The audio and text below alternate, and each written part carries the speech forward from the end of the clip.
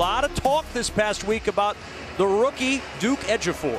Yeah, and that was quite a contrast because if you think about it, you go play your football at Wake Forest, you get drafted in the 6th round, and then you miss May and June, OTAs and minicamp because of an injury. You're not going to get a lot of buzz. But last week, the A-Leaf Taylor product came in and led the team with 3 quarterback hits. He got after the quarterback and kind of made things uncomfortable for Pat Mahomes and the quarterbacks behind him on the Chiefs. This is a guy who center Nick Martin here for the Houston Texans has said all through camp, the guys look comfortable in pads. He has made and caused problems for blockers on the offensive side of the ball. This is a guy who did all that and generated a pass rush without the likes of Watt and Clowney and Merciless around him to draw attention away. Texans might have found something there in the 6th round. Keep your eyes on number 53, Duke Ejiofor. And as if on cue, he runs right out on special teams, and special teams a big area for head coach Bill O'Brien as he evaluates players.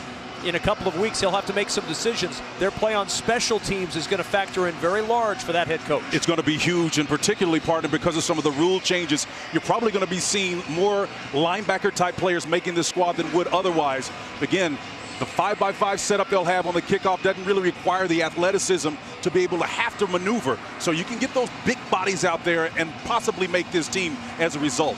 Kyle Shanahan, former Texans offensive coordinator, back on the sidelines here in Houston, this time as the head man of the 49ers. And what a job he did at the end of that season. They got Jimmy Garoppolo last year, won 6 of their final 7 games, including the last 5 they played. And this 49er team's a team a lot of people have ticketed for an even better season in 2018. He was no mystery when he came in this league. Obviously, his lineage is what it is. 27 years of age. At one point, he was the youngest coach in the NFL. Nick Rose's kickoff taken at the goal line and looking for a little running room and driven down by Duke Ejiofor at the 22-yard line. Nowhere to go once he caught up with Richie James Jr., the rookie from Middle Tennessee State, dropped by the rookie from Wake Forest. I think Tromaine Pope was involved in that as well. You can see Ejiofor squeezing, doing exactly what he's supposed to do, and then finishing off the job on the outside. A lot of combination. That's one of those linebacker types that we talked about. Ejiofor, Johnny on the spot, picking up where he left off last week. Not from scrimmage this time, but on special teams. Jimmy Garoppolo under center on 1st down. And play action. Ejiofor chasing. He finds Selleck, his tight end. And Selleck bangs his way out to the 30-yard line. And a good look at the quarterback and really the future for San Francisco. Jimmy Garoppolo, they acquired him from the Patriots in a trade. 5-0 record as a starter last year with the 49ers. He came in, threw for 1,560 yards. And he's won 7 straight starts between the Patriots and Niners to begin his NFL career. Just one of 5 quarterbacks in the history of the league to be able to achieve that feat. He's a special quarterback. On 2nd down, a little end around, trying to get to the edge and nowhere to go. It's Ejiofor again on the edge, dropping Dante Pettis. They leave Taylor in the house, and they're hopping, partner. The athleticism for Ejiofor to make it play action, not fooled by it. It stays at home, sheds and releases, and then shows you some of that closing speed on the edge to make an unbelievable behind the line of scrimmage play. Let me tell you something. That's exciting to watch right there. This guy is making plays. The first 2 plays of this game on defense have been made by the A-Leaf Taylor star. Opening eyes already in week 2 after a strong performance last week in Kansas City. 3rd down for the Niners. Bringing a little late pressure. Garoppolo looking down the sidelines for Goodwin, who's got it, and a 1st down and plenty more for San Francisco. Garoppolo dropping it to Marquise Goodwin. 36 yards later, a 1st down. And the unfortunate thing, I think that's Kevin Johnson on the coverage there. He has had problems since last year, lost a little bit of his confidence to end the season, bulked up a little bit, came in with a lot of positiveness, but he falls on that shoulder, and I'm telling you, that does not look good right now. Again, it looked like it flexed it the opposite direction. Your body's not designed to go that way. We can't make any assumptions about what happened, but that was not a good-looking fall there. Goodness. Kevin Johnson down. Texans training staff tending to the 4th-year man from Wake Forest.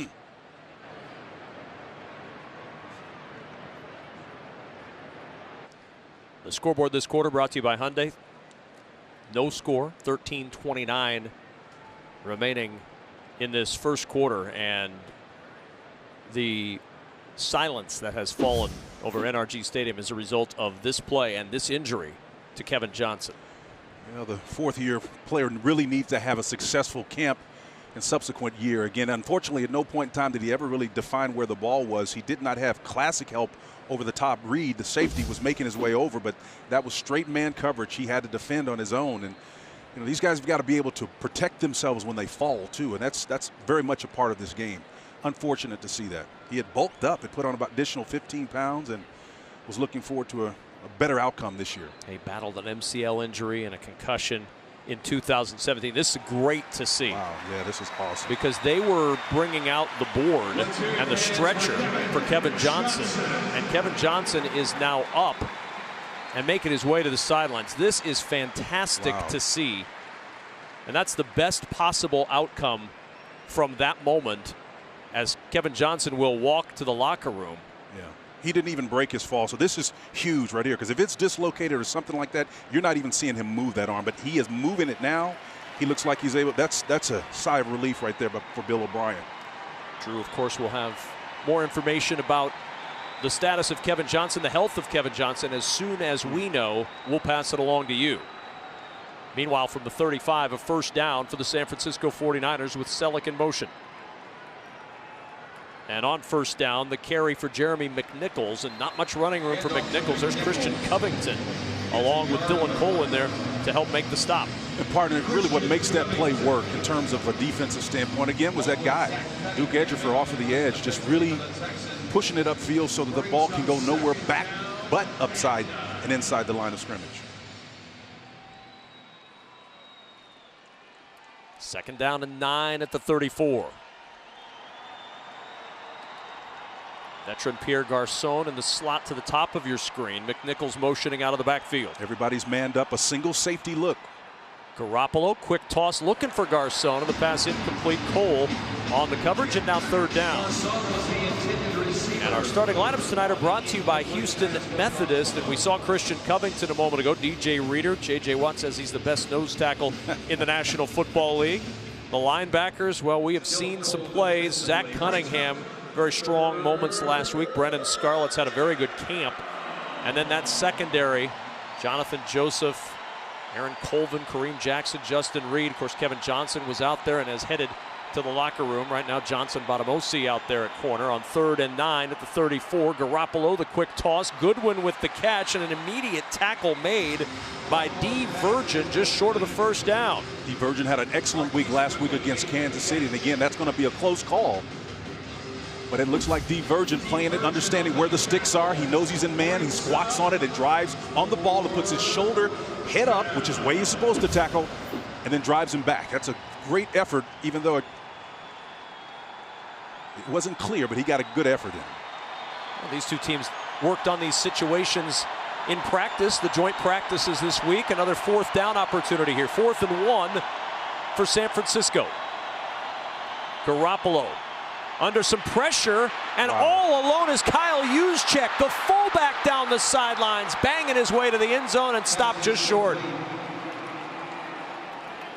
Justin Reed saving the touchdown after the gain all the way down to the 2. First to goal, 2-yard line. Sometimes you never can bail on your assignment. The Texans looks like they had this pretty well executed in terms of coverage, but Garoppolo keeps this play alive, and I think it may have been Zach Cunningham on that left side that gave up his fullback. Got more concerned about the play of the quarterback, and that's the value of Garoppolo. Able to extend plays, create opportunities. On 1st down and goal, we've got a stoppage and a flag. And it's going to be 1st and goal from the 7. Ball start on the 74, offense, 5-yard penalty, still first down. That's the 5-time Pro Bowler Joe Staley who flinched early. That's rare. You're not going to see Joe. He's one of the stalwarts, man. A couple of 7 Pro Bowls all total in terms of those that he was elected to and actually played in. Here's the play again. Nice little movement by Staley. Just finished just a little bit. They'll catch you on that now. He's now in the process not only of playing his 12th year, but mentoring Mike McGlinchey, the rookie from Notre Dame, who's on the right side. Figures to be left tackle someday. Garoppolo, quick toss, Juszczyk with the catch, and Juszczyk down back near the original line of scrimmage at the 2. Johnson Botamosi first to contact him. Ben Heaney over to help finish it off. Batamosi doing a fantastic job of coming up and driving on this play, giving up nearly 30 pounds. You see number 20 squat on this and then plays with leverage. His pad level lower than the fullbacks. That's textbook tackling right there by Batamosi. 2nd and goal at the 2. Jeremy McNichols, the running back. They lost both Matt Breida and Jerick McKinnon for the rest of the preseason with injuries. McNichols slips as he makes his cut, trying to cut away from Kareem Jackson, and it's 3rd down. Kareem Jackson showing you that nose for the ball. He played a lot of nickel, but you know, watch number 25 here. He's going to be able to sense where this ball is coming. Nice run fit. Played it almost like a linebacker. That's one of his strong suits. That's the reason why they moved him from his corner position back to safety, because his affinity for making open field tackles. They played him more like a linebacker there. That's an excellent play by the 9-year veteran out of Alabama. Texans defense ended the game in Kansas City with a goal line stand, trying to start this game with a goal line stand. 10th play of the drive, 3rd and goal from the 2. Garoppolo from the empty backfield. Pressure comes late, and it's caught for the touchdown in the back of the end zone by Trent Taylor. Aaron Coleman was in defense back there in the back, and everybody was pretty much manned up the way they were supposed to be. But again, on-target throw by Garoppolo. Again, pay it off and finish it. Colvin just on the short end. One of the new additions on the back end for the Texans. Got beat there, but ultimately Taylor just ran an excellent route to throw by the quarterback on target. And Garoppolo targeted Taylor, as did Niner quarterbacks last year, with great frequency on 3rd down. He had 43 catches last year. 27 of the 43 were on 3rd down. This one on 3rd and goal puts the Niners on the board. Robbie Gould, the veteran kicker, on for the extra point, and the Niners draw first blood here in Houston. 7-0 start for San Francisco.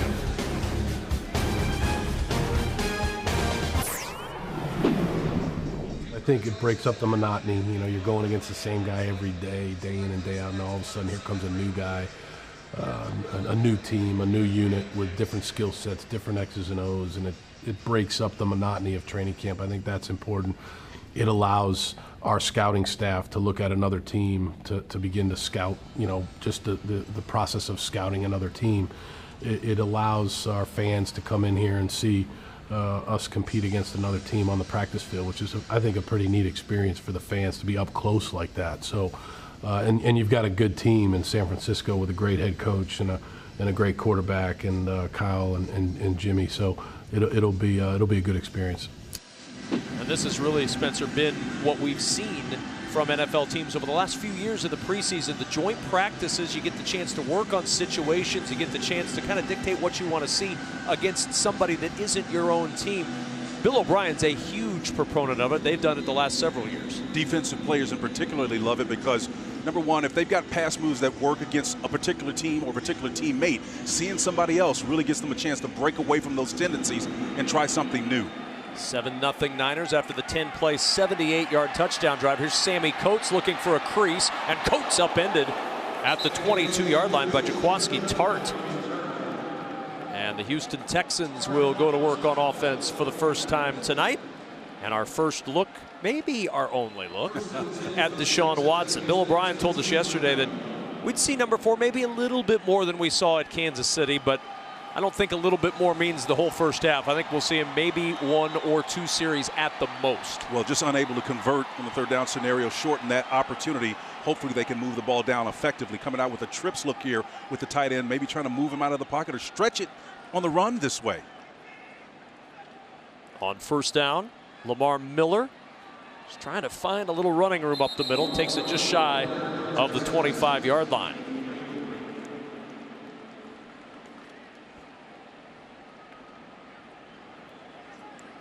Our starting lineups brought to you by Houston Methodist. That starting offensive line that you see there had 19 snaps last week against Kansas City. We'll see how many more they get tonight, if any more.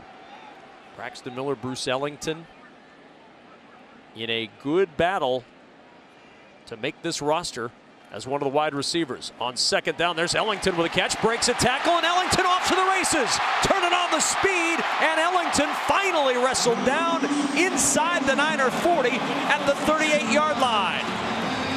38-yard pitch and catch from Deshaun Watson to Bruce Ellington. And Jaworski Tart was the guy that made the big play earlier. He gets beat this time, and then Bruce Ellington, sure-handed, gets that ball seated in the proper hand away from the defender, just runs away from him.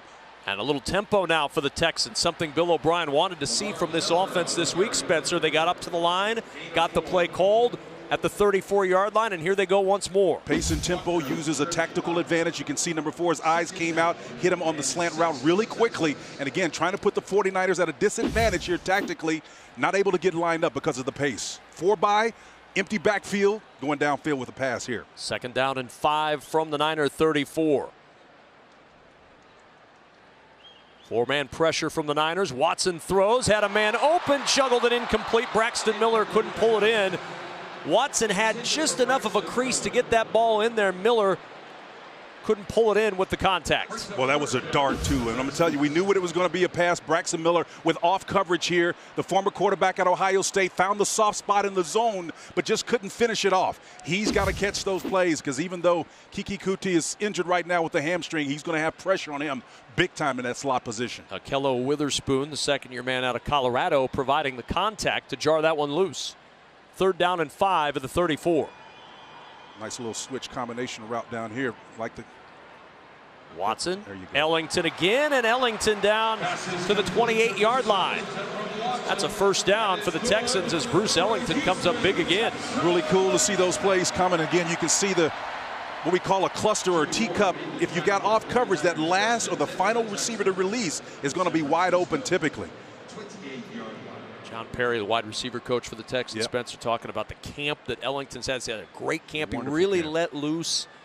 It's his first full camp, full offseason really, since 2016. And Watson to the air. Ellington can't pull it in, falling backwards at the 20-yard line.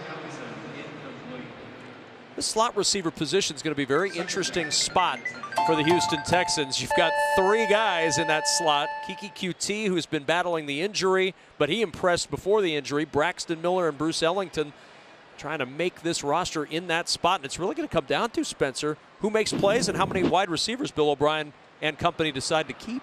Well, QT has been wowing them since 8 OTAs, but again, you've got to be in the lineup to make this team. Watson off play action. Nice. Griffin open. The tight end's got it. 1st and goal, Texans. The veteran Ryan Griffin with the grab. Partner, this is exactly what we talked about. The 3 things that you need to have: patience. They're going pace and tempo to try to get this off, but watch the switch route. Comes off of it. The safety just got beat on that. Turned around. Griffin does a nice job of plucking that out of the air. 1st down and goal, Texans. Right back to that line again. Ellington and Miller, the wide receivers, to the bottom of the screen. Lamar Miller with the carry, trying to get to the outside, nowhere to go. Well defended by the 49ers. Penetration from Brock Coyle to start off the problems for Lamar Miller. Yeah, Witherspoon was out there on the edge too to kind of turn that back in, but Miller did about all he could do to the short side of the field, just outnumbered on that play. But again, the Texans trying to use pace and tempo as a tactical advantage, just getting lined up, having enough time to audible to a play that's going to give them the best success. Nearing the green zone area, inside the 5 is the green zone, 20 in is the red zone. And on 2nd and goal. Nice. Towards the goal line, and is he in? No, just short. Griffin just short, and it'll be 3rd and goal. The beautiful thing about that play, it was thrown exactly Running on the field, a completed pass short of the goal line, 3rd down. Where it needed to be. And as the late Milo Hamilton would say, blowing away a ball. But it was caught. A nice strike right there on the line. This trip to the red zone brought to you by Texas Children's Hospital, and they are inches away from a touchdown, and Bill O'Brien's going to take a timeout. This is the first charge timeout. Houston, 30-second timeout. So the Texans use a 30-second timeout on 3rd and goal from the half-yard line. Well, for the most part, as Bill O'Brien talks to his signal caller there, and it's really been an efficient, very predictable, vanilla for the most part. Not a lot of exotic formations. The 1 4-by wide netted a big play downfield. Saw that one coming. Braxton Miller needed to be able to hang on to those shots and opportunities. But this has been vanilla. It's been encouraging because they haven't needed to pull anything out of the basket that they would in the regular season. The one thing they've done is going to make Bill O'Brien very happy, and that's tempo. That was the one thing he stressed with us when we were conversing with him yesterday about this game. He said, we've got to get the tempo of this offense up. They watched the first half of the Patriots game from Thursday night with the team, and that was kind of the pace they were looking for from this offense. Let's see if they can win up top here. Watson on third down, looking for Ellington, and the pass knocked away. Coyle out there on the coverage, a lot of traffic, and it's 4th and goal. Yeah, that's really a difficult look to try to win on inside. A lot of bodies around the line of scrimmage. See, they're playing what they call a camp technique, where the defensive back is looking at the quarterback, but he's kind of cockeyed sideways. He's looking at the receiver and the quarterback. It's really tough to make him make a misread in those situations, particularly if you got a crafty defender on the back end. So now 4th and goal, and the Texans will go from the half-yard line. Somebody's just got to win an individual battle here. I'd like to run it to that soft spot if they really did. Watson to the air. Nice. Ellington with the touchdown. 4th and goal turns into 6 for the Texans as Ellington gets into the end zone for the first touchdown of 2018 at NRG Stadium. Well, when you can put a team in a bind and you're so close to the line of scrimmage, you had a choice to go to Tromaine Pope, the back out of the backfield, or you could go with Bruce Ellington, who just really turns a pivot route and sits at just about a yard inside the baseline there for the score. Outstanding pitch and catch. Good football.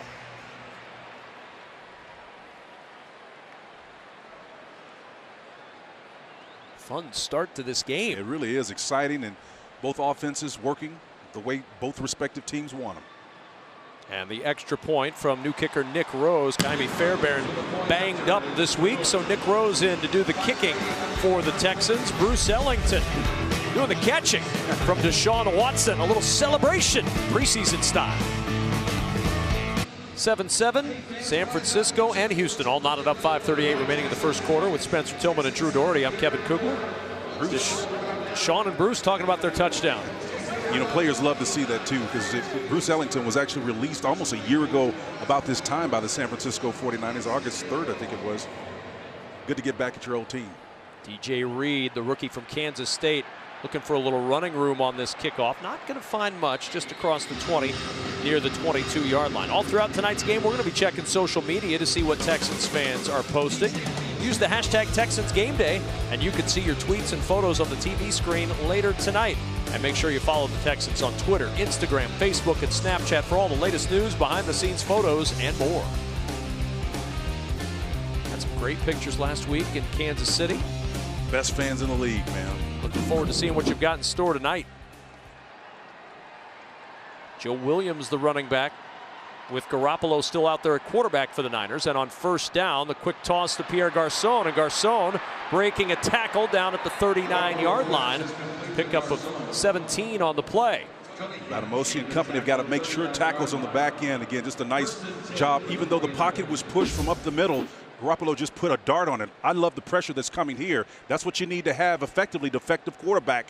Ball almost became an errant ball because of the push that Reeder got up front. Very few nose tackles can affect the quarterback from that position like DJ Reeder can. From the 39-yard line, first down. Toss play to Williams. And Cunningham, like a dart into the backfield, drops him. No gain on the play. Well, you saw some of that athleticism there and that long lead that he has. And he came with an attitude on that play. Zach Cunningham. Man, look at him move and flow, read and react. And when he sees a gap there, he's playing with integrity. That's what you call run fits. Each one, reach one. You know your run blocking responsibility on the offensive side, but you got to know how to seize those opportunities on the defensive side. And Cunningham just did a textbook example there. Good to get to Joe Williams before he gets a full head of steam. He ran a 4.41 at the combine. On second down, looking to run again, and not much running room once more. Into the arms of Brandon Dunn. Big man makes the tackle. Now third and long for the Niners. Brandon Dunn, one of the not talked about enough on that front, and he's going to be able to help this team out a lot. And again, there are strengths on this team. I think the defensive front now, along with the inside linebacking core, is an absolute strength for this team right now. A glaring weakness, and you can see J.J. Watt, chief among them, with Reeder now stepping in. Our 1st and 10 line this quarter is brought to you by Verizon. And distance, showing 7 yards for a first down for the 49ers. Pressure coming. Garoppolo standing in to the sideline. It's caught by Marquise Goodwin and out of bounds with a first down. Yeah, they're working on Matamosi on that far side. And again, with a lot of field to work, it's a lot to cover. But that's why they pay you the big bucks in this league. You got to be able to read and react and close. But Garoppolo's on target again. It helps to have that guy calling plays for you, too. Shanahan's one of the best, man. I remember when he came here, he was only 27 years of age. He was the youngest assistant coach in the league. On first down, McNichols trying to get to the outside, tripped over the 41. Pick up a 4 on the play for Jeremy McNichols. Dylan Cole out there on the stop. And shortly thereafter became, as we look at Dylan Cole, talking about Shanahan, an offensive coordinator, and at that relatively young age as well. He's almost a savant, man, the way he sees things. He's creative.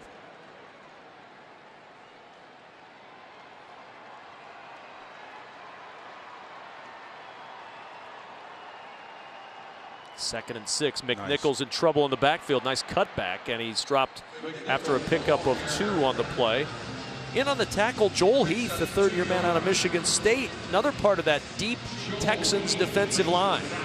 Brandon Dunn was in there as well. Heath was outside, but I think the guy that turned that play back in was Heath, as you pointed out. Heath was there, but Dunn, who had a great play a play and a half ago, folded that play and turned all of that traffic back toward Heath's way. 3rd down and 4. Converted on 3rd and 7 a moment ago. From the 39. Just a 4-man rush. Garoppolo to the air. The catch made by the 3rd down guy, Trent Taylor, with the grab and a first down to the 34. They needed 4, they got 5, and they moved the chains. Aaron Colvin again there on the coverage, playing close enough, but Garoppolo didn't hide anything. His eyes are sitting on his receiver. Taylor there from the snap, and then Colvin tried to close on it. He's seeing the same thing that the quarterback wants to throw to, just couldn't get there in time enough.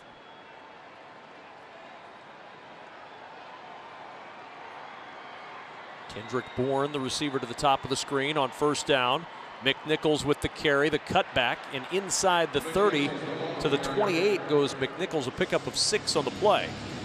And it leaves the Niners with a 2nd down and 4. Brian Peters among those Texans in there on the stop of Jeremy McNichols. A lot of Texans playing well today.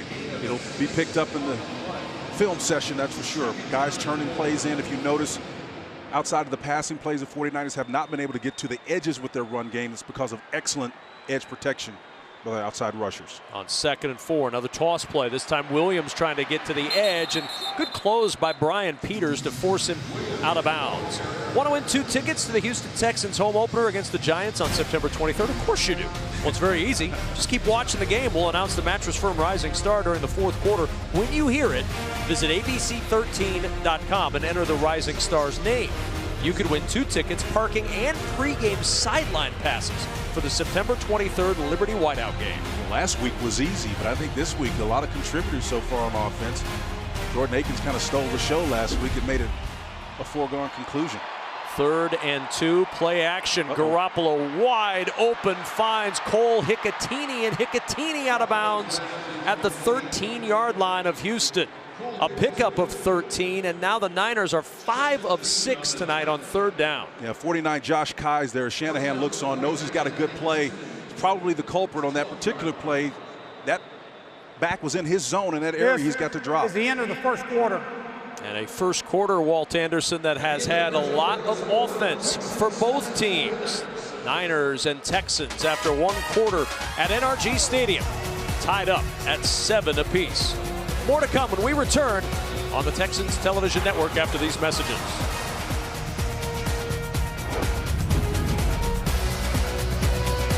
Our game stats are brought to you by Reliant. The San Francisco 49ers behind a good start from Jimmy Garoppolo, 136 yards passing, 13 yards rushing.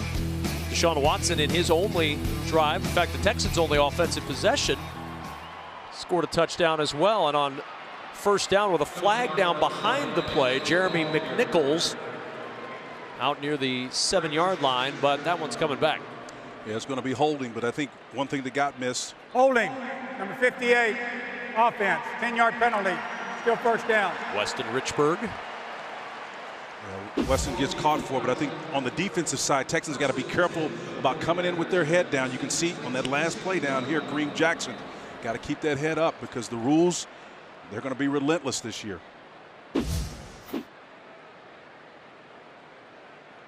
Another flag down. It's at the 24-yard line. I didn't see a second flag either. This had to come right as the ball got set back after the penalty. After the play, unsportsmanlike conduct number 58, offense. It's a 15-yard penalty. Wow. It'll still be first down. That is number 58's first unsportsmanlike for possible disqualification. How about that? So Weston Richburg called for the hold and then compounds it with the unsportsmanlike conduct penalty. So in his first year with the Niners after 4 years with the Giants, not going to make Kyle Shanahan very happy with that series. They're usually sipping Chardonnay in San Francisco with that kind of attitude. They don't have that up front. That'll get you sent packing, man. He's a Texas native. He's got a little of that Texas fire in him. First and 35. Garoppolo to the air, a little tall, and it's intercepted. Bonamosi off the tip with the pick at the 16.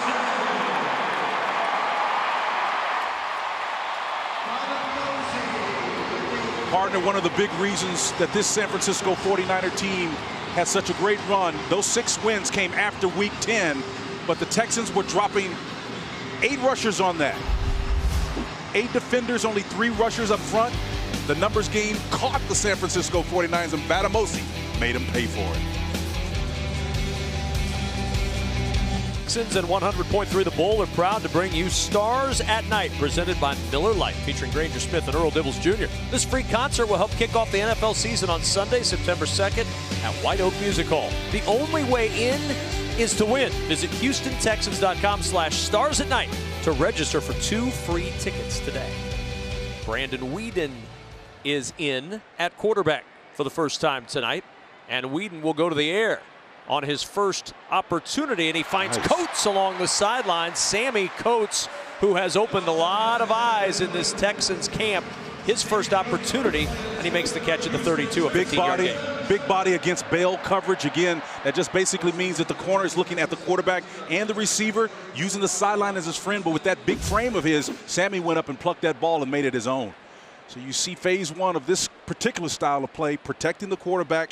Pace and tempo not a factor now, but Weeden paid it off with the big arm throw. That's 10 straight completions for Brandon Weeden, dating to last week in Kansas City when he finished 9 for 9. Weeden over the middle, and this one broken up, intended for Griffin. Brandon Weeden, you talked about at the top of the broadcast, Spencer, last week a really good week. In fact, one of the best weeks for a quarterback rating-wise in the NFL. Yeah, there were about 66 quarterbacks that played in these last 2 weeks of the preseason, and he's ranked like number 2 among all of them. That efficiency, 9 of 11, 81%, 143 quarterback rating was huge.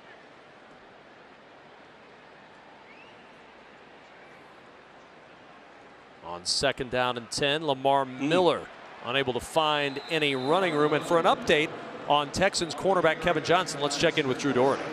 Yeah, Kevin Johnson is finished for the night. The concussion is that's the call. So he's out with a concussion. No more Kevin Johnson this evening. All right, Drew, thanks very much. And of course, a concussion is something he battled last year, along with that MCL injury.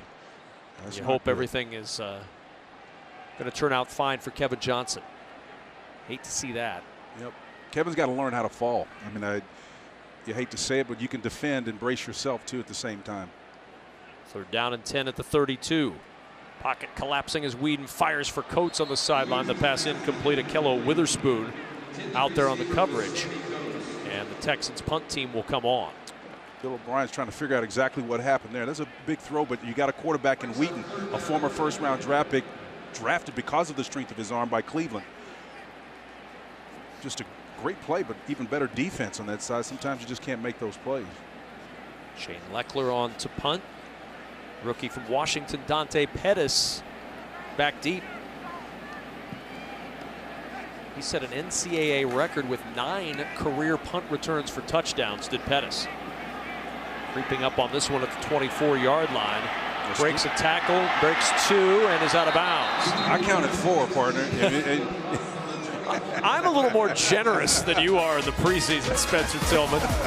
Either way, it's Niner ball in a tie game.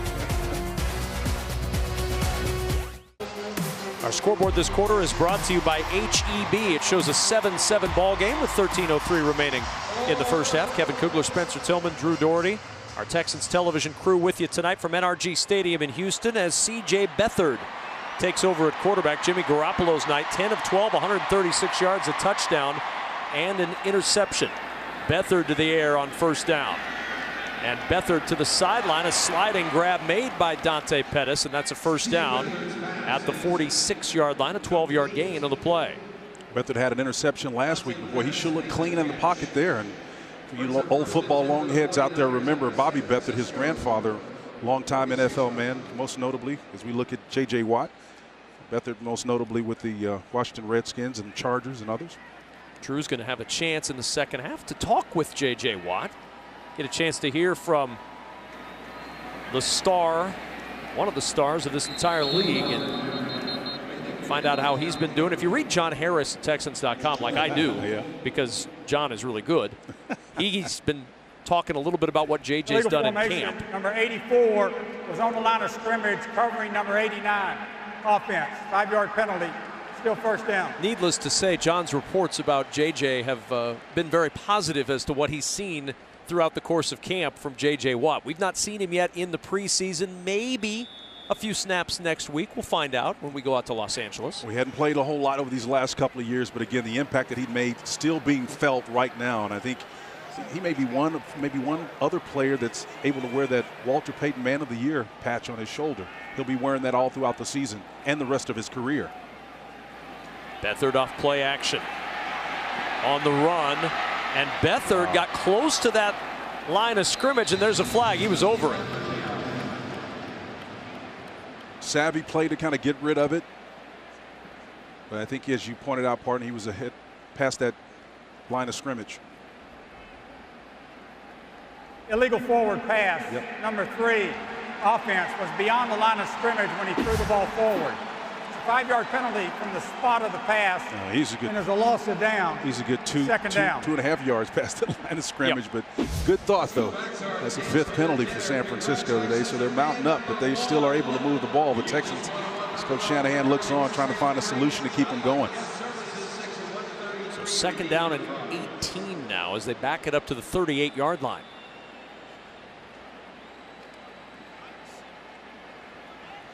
Pettis out to the top of the screen. This looks like an obvious passing down if you follow his chart. Goodwin was his go-to guy when he was success as a rookie.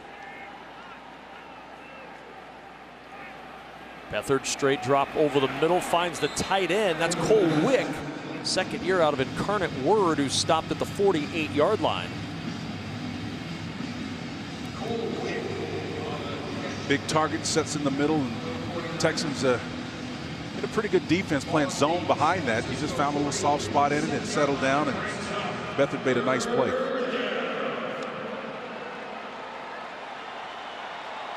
a lot of guys deeper on that depth chart now that we're into the second quarter on both sides. 3rd and 8 from the 48. Beathard with time. Big hit level, then hanging on was McNichols. Somehow he makes the catch, but an excellent hit from the rookie Justin Reed. We'll see a few of those over the course of the year from this highly thought of rookie. 11:20 on the game clock. 11:20 on the game clock, please.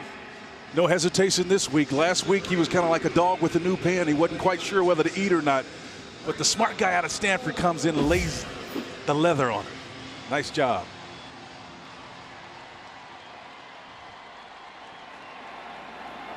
Bradley Pinion on to punt. Tyler Irvin awaiting the punt. Had a great conversation with Tyler yesterday leading up to this game. Nice guy. Oh, terrific guy. Really excited about being healthy and what he can do for this team this year. Irvin from the 12 with a fair catch. More to come from Houston in a 7-7 game.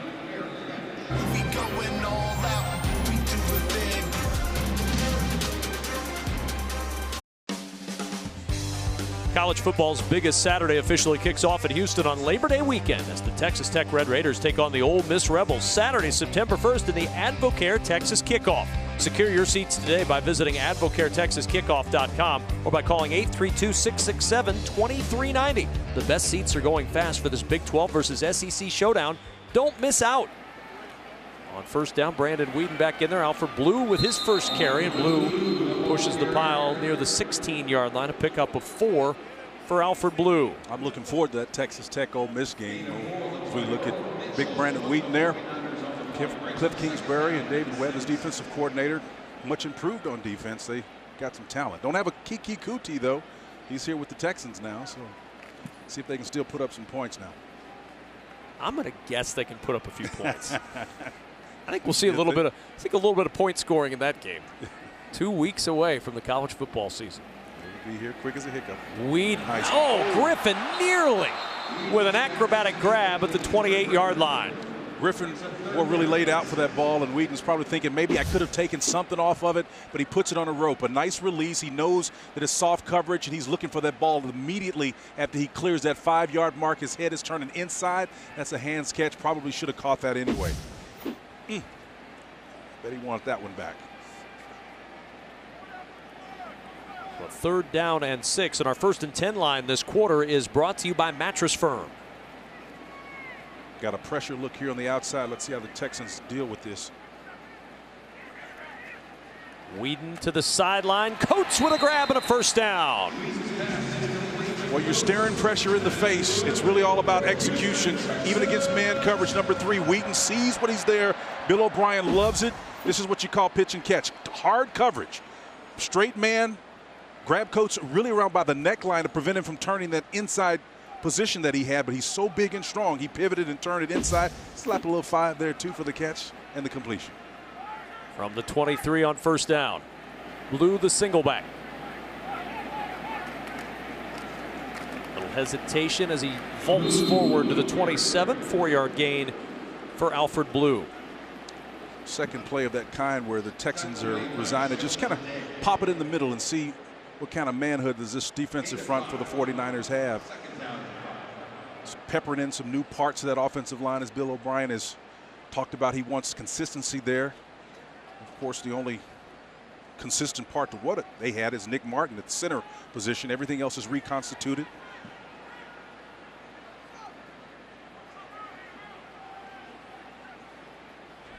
Weeden off the play action. A little shovel past Alfred Blue. Blue down close to the first down. About a yard shy of the 32-yard line. He picks up 5.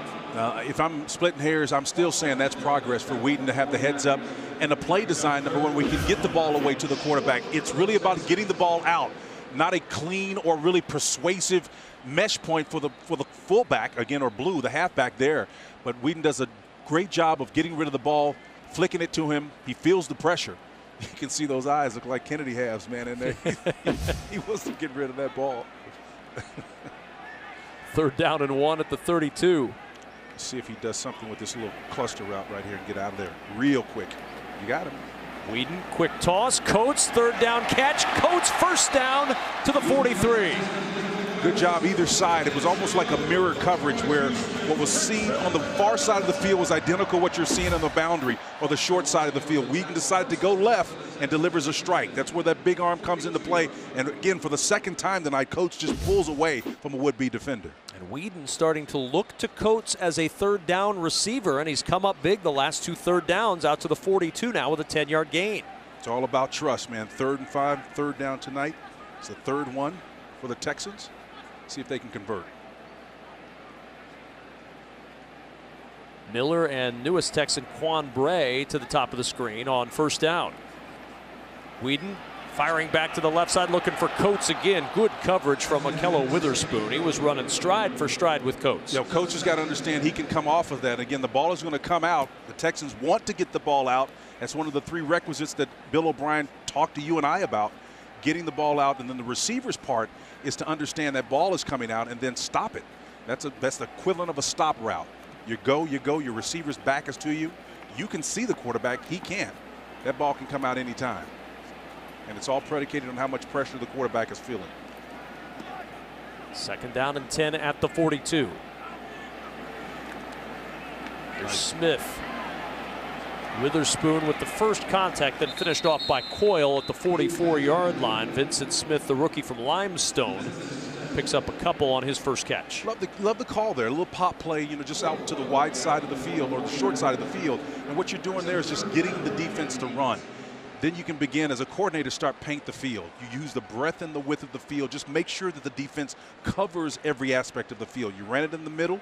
Prior to that, you run it, you throw it to the left side, and then you throw it to the right side. Make them cover the breadth and width of the field.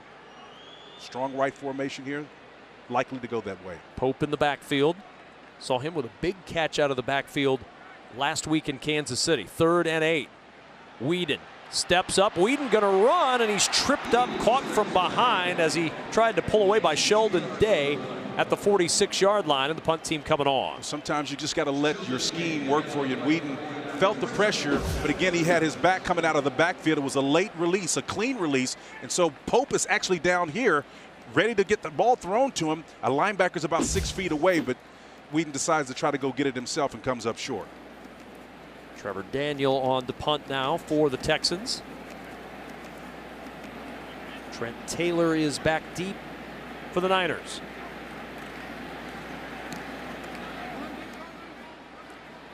Fair catch called for and made at the 9. A flag down during the return.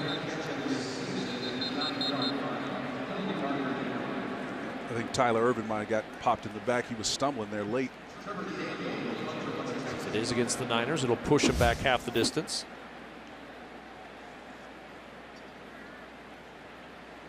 Yep. It's D. Virgin who went tumbling there. During the kick, illegal block in the back, number 23, receiving team. Half the distance to the goal from the end of the kick. It'll be first down. Timeout. That's Akello Witherspoon called for the penalty. Timeout in Houston in a tie game.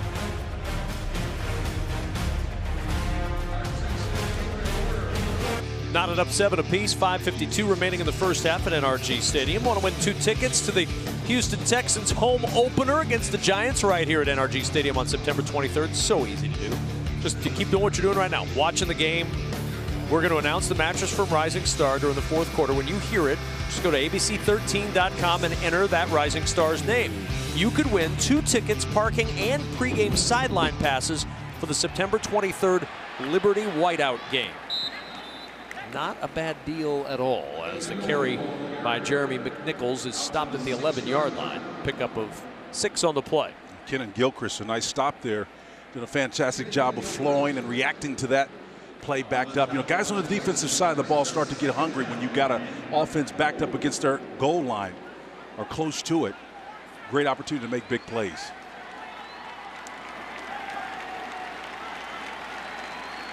Second down and 4 at the 11. Carry again for McNichols. Very close to the first down at the 14. Famba Kamala getting in there, getting his nose in there, getting in the mix. Again, this is a strength for this ball club. That defensive front, which was so beleaguered by injuries last year, with J.J. out merciless with the torn pectoral muscle, that just devastated this front. Linebackers, down linemen included. Everybody, though, back, feeling healthy right now. Including J.J. Including J.J. Drew. We'll find out exactly how he feels coming up when we chat with him in the second half. On 3rd down, and the first down is gained by Jeremy McNichols out to the 17. There's Kamala again, a stop on that play. He's been active between that tackle guard gap. He's 94, showing you he's dependable. That's where your manhood gets tested. Last year, 9 games, 6 tackles, a couple of sacks. Saw action in 4 games the year before. He was an undrafted rookie out of Miami in 2016. Texans with a 4-man look, 1-man hand up. Off play action, Beathard on the roll, lots of time, and Beathard throws it short. Down at the 26-yard line goes Cole Hicatini, the tackle made by Kenan Gilchrist. But the closing speed of Gilchrist is really what saved the day there. There's going to be a penalty on the Texans, but again, showing you that speed, the burst. Nice job with the play action. flag down on the opposite side of the field back at the 40-yard line.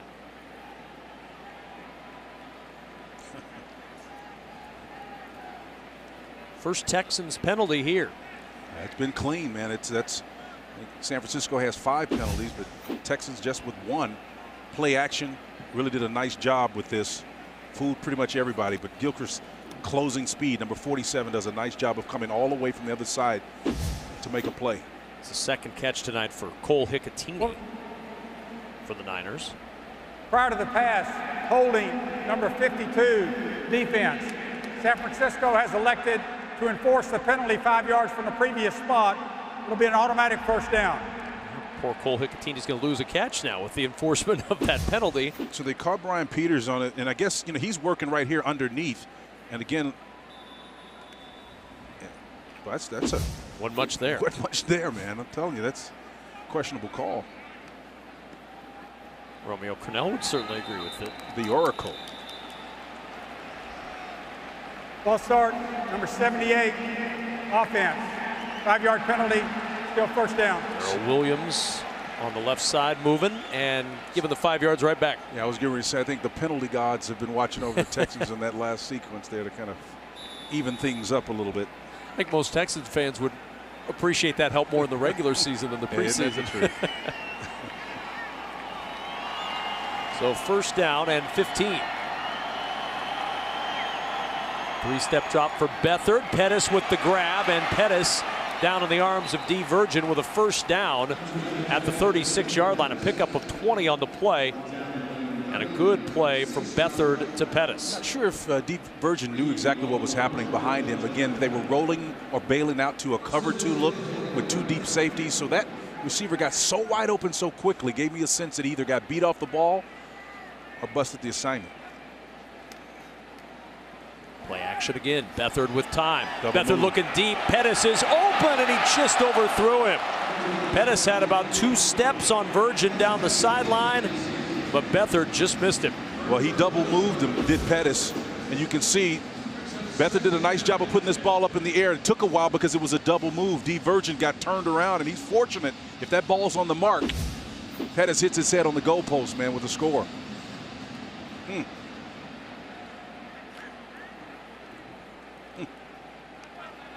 So close for the Niners. Texans dodge a bullet there, 2nd and 10 from the 37. D's in soft coverage now. And that pass incomplete. Virgin on the coverage again. This time Aaron Burbridge, the intended receiver, and it's 3rd down. You know, it's lonely out there on that island. There's not a lot of protection, particularly when there's no help over the top. You got to be able to, what we have call a snap and clear mentality. After you have a bad play, wipe that thing from your memory and come right back.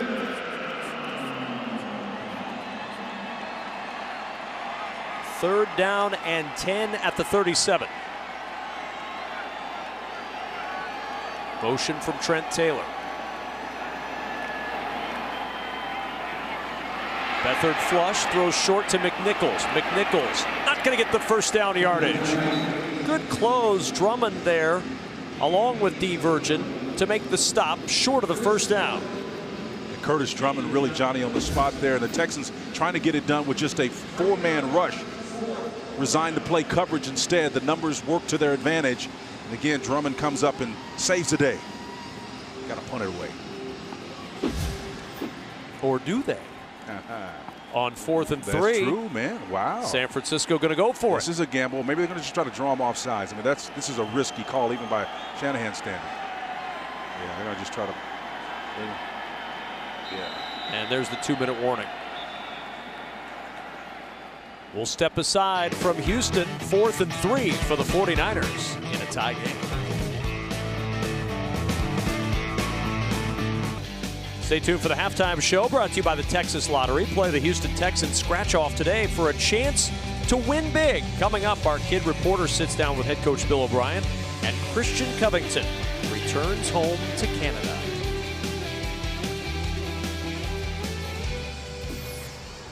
Well, Deshaun Watson, we saw him for 1 series tonight, but it was a touchdown series. It was impressive. He burst on the scene, of course, last year before it was shortened. He found Ellington underneath for a nice pitch and catch, big yardage. Then his big tight end, Griffin, was found in the corner route. Showed you his eyes, and he still got that ability to come back to the off receiver before another touchdown there. And again, you can see him finish it off. Ellington, his familiar battery mate for a score. Watson, Ellington, get used to it. Texans putting it in the end zone with Deshaun Watson. Get used to that as well. Deshaun Watson is an elite player, man. And again, we've used up all the superlatives to describe him, but they're all justified. He's a rare talent. Niners will punt it away after the 2-minute warning. Irvin from the 11, and he is level. Nowhere to go. Here comes a flag, though. Raheem Mostert with the tackle on special teams. Now, is this the new helmet rule that's coming into play in the league this year? Well, again, on special teams, these are the types of plays where they wanted to prevent it. And again, they'll try to sort out and figure out if he intentionally lowered his helmet and created a linear position approach. Unnecessary roughness, lowering the head to initiate contact. Number 31, kicking team. 15-yard penalty, first down. Now, is he linear? That's the question. Well, you know, he almost went down to his knees, and I don't think he's going to be ejected. They will review this during the regular season back in New York City. He went down to his knees. He actually had his helmet to the right from his point of view, and then Irvin dits there, and his ball is, the head is on the right side of the return man. So I don't think that's an egregious foul there. I think he gets ejected because of that. Yeah, I'm not sure that once that's looked at during the regular season that that's even a penalty. No, I agree with you. On first down, Alfred Blue weaving through traffic with a flag down behind him. Blue out to the 43 if it stands, a pickup of 17. From the angle that it came, it looked like it might have been holding, but on the Texans, so I think holding, number 83, offense. 10-yard penalty from the spot of the foul. It's still first down. That's the rookie Jordan Thomas called for the hold. Well, sometimes it's tough on these reach plays to see it, but usually if a guy is trying to go the direction that the running back is going and you don't let him go against those white jerseys, they're going to see your hands every single time. You got to let him go. Tough one there. Cost the Texans a big gain. 1st and 11 at the 25. Troy Maine Pope in now at running back. Whedon, pass deflected and incomplete. And a flag comes in. Wow. All of a sudden, what was a clean game, all of a sudden gets full of laundry. In a 3-minute span, we've had like 4 penalties. Ronald Blair tipped that one. While the officials discuss what's happening, 2 players battling for the football. DJ Reed and Bruce Ellington. Pretty sure that ball is dead when you've got 4 officials at a conference right around the 20-yard line.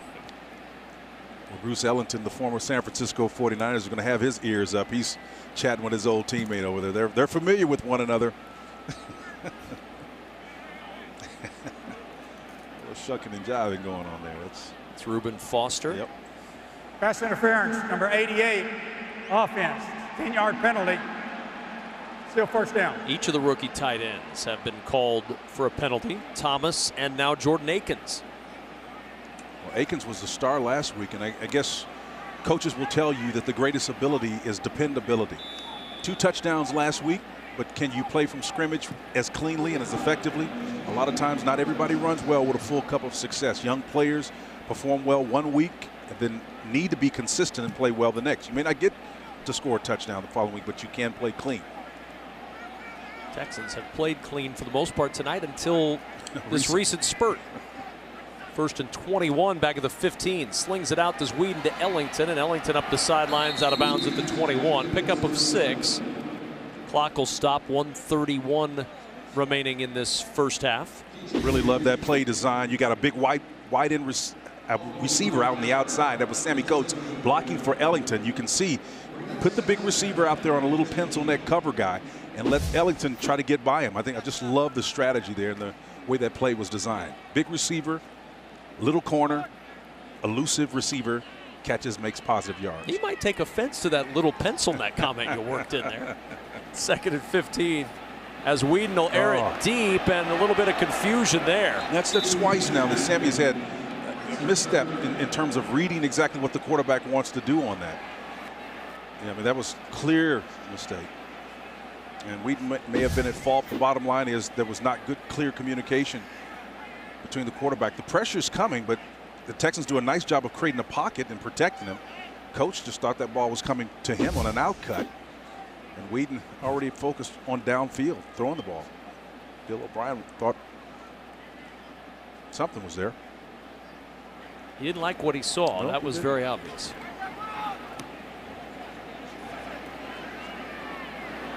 Third down and 15.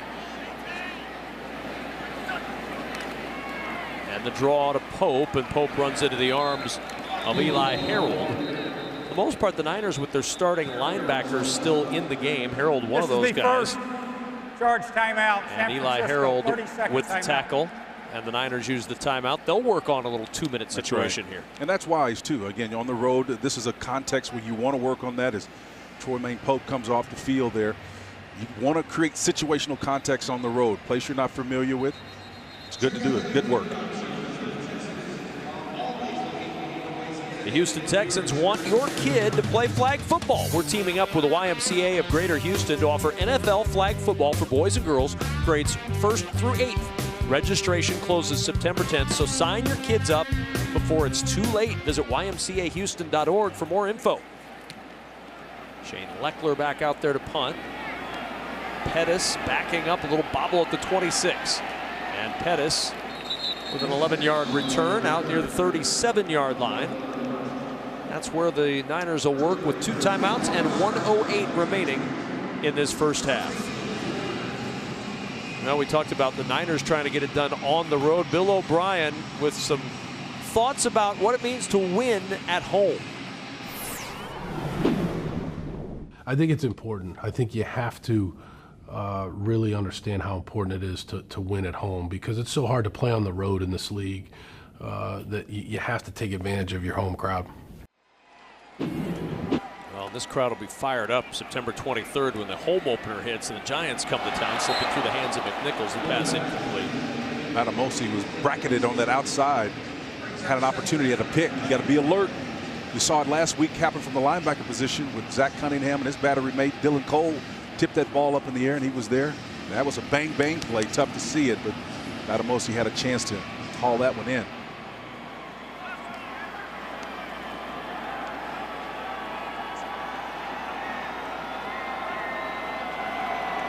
Four-man pressure. Beathard slings it to McNichols, and McNichols tripped up at the 44-yard line. 7-yard gain on the play. Carlos Watkins nailed him, though, as he released that ball, number 91, and did a nice job of putting his hat and affecting the quarterback, but not before it was completed. Clock continuing to run, though. Niners going to use a timeout with 38 seconds remaining. This is the second in this first half. Timeout, San Francisco. 30-second timeout. Kyle's not going to let this opportunity pass without getting this quarterback some experience. Romeo Crennel is going to play him, give it back to him. A learning opportunity for some of Romeo Crennel's backups and young guys that can factor in as the season goes along. Defensive coordinator back in charge. Texans, the last year he was the DC, 2016, they led the National Football League defensively. Romeo Crennel back again, and by the time the regular season starts in New England, he should have a lot of very big names out there on the defensive side, healthy and ready to go. One of the best teachers and coaches in this game. 3rd down and 3. Beathard fires, and it's incomplete. Trent Taylor, normally money on 3rd down. On the field is an incomplete Can't pass. pull this one in. Andre Chauchure is there, and it's 4th down. Chauchure did a nice job of breaking that again. Matamosi playing coverage up top. That ball was put on a rope right between those 2 defenders. Just a nice job of fighting it, not allow the receiver to complete the catch. Great defense there. Good job defensively by the Texans to stymie the Niners. Tyler Ervin back deep Chance for a return here for Irvin. Irvin from the 14 with a fair catch, and 24 seconds until halftime with the Texans deep in their own end. When those Texans get back home on the 23rd of September, they will have had a rough road to start the season, Spencer Tillman, at New England and at Tennessee. Facing those tough running backs at Tennessee, and again, anytime you deal with New England, I don't care where they are, they're going to be great. If you saw Brady the other night, oh my goodness, he was just in fuego, man. This guy is like yesterday's wine. He just gets better with time. Unreal to think about him coming out of the gates like he did the other night. I mean, he looked mid-season, late-season form. Played the whole first half. Yeah, the new cast of characters. The guy hadn't missed a beat.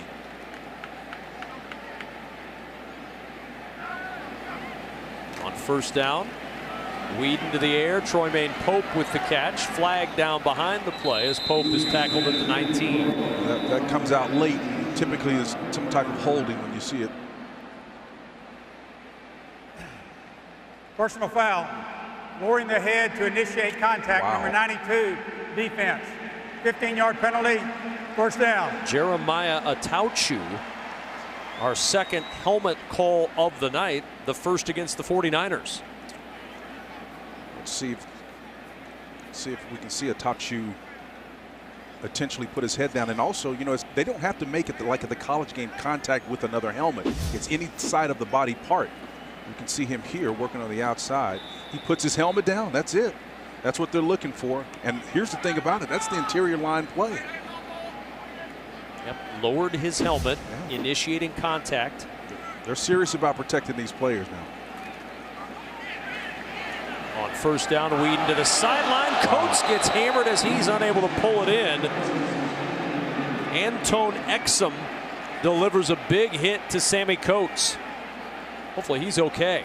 Yeah, that was just a good shoulder hit there on a big receiver. Couldn't protect himself, but possibly should have caught that ball anyway. He's going to take a hit, man. You got to catch that. You can't get short-armed on that one. On the far side, there's a psychological part of the game. Second charge timeout. Houston.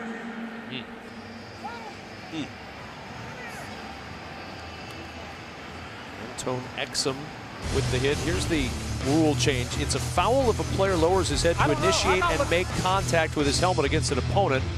The player may be disqualified, and as we saw, it applies to any player anywhere on the field. That last helmet call was a perfect example of the end of that rule. I mean, applies to any player anywhere on the field. This is going to be so counterintuitive to how the game is played, particularly. You know, we saw when we were coached to put our hat on the football on coverage teams.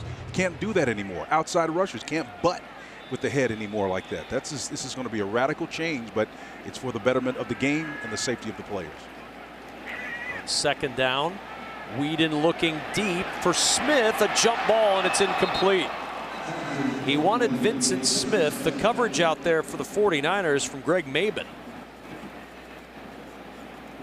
That ball's thrown up and maybe doesn't have enough air in it. We've talked about Whedon's arm and how big it is, and probably needed a little bit more on that one to put it in a position where the receiver had a legitimate shot at making it in that corner.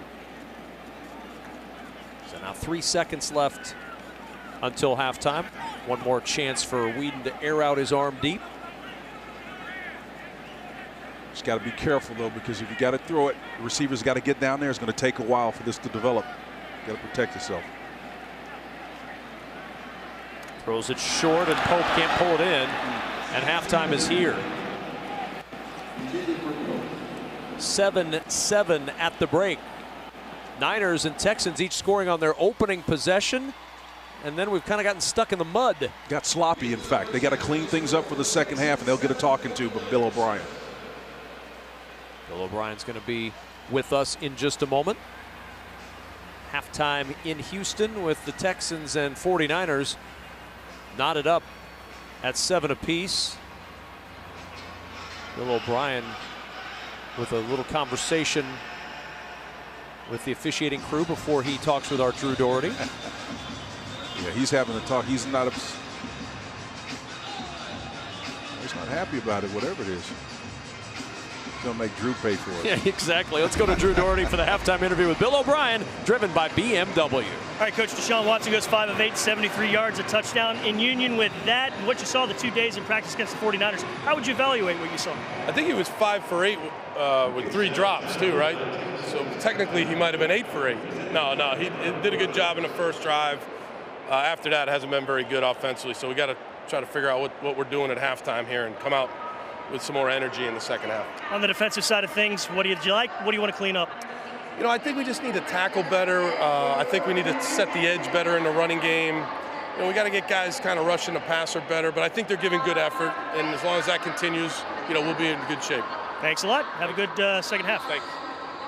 All right, Drew, thanks very much. That's the end of the first half with our score, Texans 7, San Francisco 49ers 7. Drew Doherty's back with the Texas Lottery halftime show right after these messages. We get ready to start this second half at NRG Stadium in Houston, Texas, alongside Spencer Tillman. I'm Kevin Kugler. When we saw the #1 offense out there, it resulted in a touchdown for the Houston Texans. It's a 7-7 ball game, but I think if you're a Texans fan, you take away from the fact that the only time we saw Deshaun Watson, he led his team down the field for a score. Well, he and Bruce Ellington looked really good. The #1 pitch and catch combination was fine. It was really Brandon Whedon. Sammy Coates really had the problem connecting in the second half. So it's been a tale, I think, of quarters if you're looking at it from a production standpoint. The first tandem, good. The second tandem, Wheaton and Coates, not so much. Well, let's take a look at the first half stats. Our first half stats presented by Reliant. And see Deshaun Watson's numbers. As Bill O'Brien said, 5 of 8, 73 yards. But did he have 3 drops? And there could have been 8 for 8. Very impressive performance for Deshaun Watson in his only series tonight. No question. He located the ball extremely well. The protection was excellent. He placed it. And, of course, Bruce was the guy on the receiving end most of the time. The production came. And, of course, he hit his tight end down the stretch later on. But I think ultimately this combination right here is the one you're going to get used to and we'll see most frequently. Both quarterbacks have been very clean tonight. No sacks for either team so far in this one. There's Deshaun Watson ready to relax on the sidelines. Brandon Whedon's got a baseball cap on. It may be the same thing we saw last week in Kansas City, where Whedon played until about halftime, and then Joe Webb took over for the start of the second half. We want to see what Whedon has done. We know he's got the big arm. We know that he can fire the ball pretty much and locate it anywhere on the field. With Whedon contrasting style, and we talked about in the open how Bill O'Brien not just thinks he can, he probably needs to, given what happened to this team, moving all the way from 3rd in rushing. But when Deshaun Watson went down all the way to 31st, again, that productivity lost because they became one-dimensional.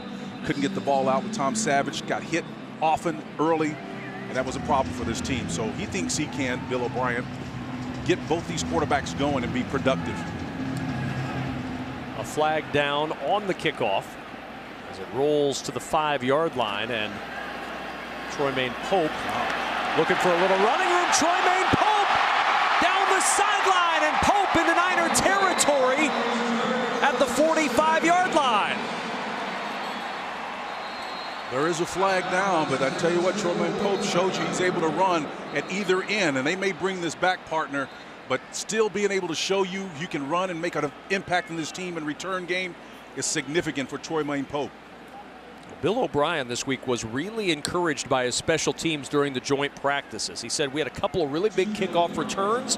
See another one here in the game from Troymaine Pope, and that flag came down immediately on the kick, but then there's another flag on the opposite side of the field at the 22-yard line. So we may see offsetting penalties here.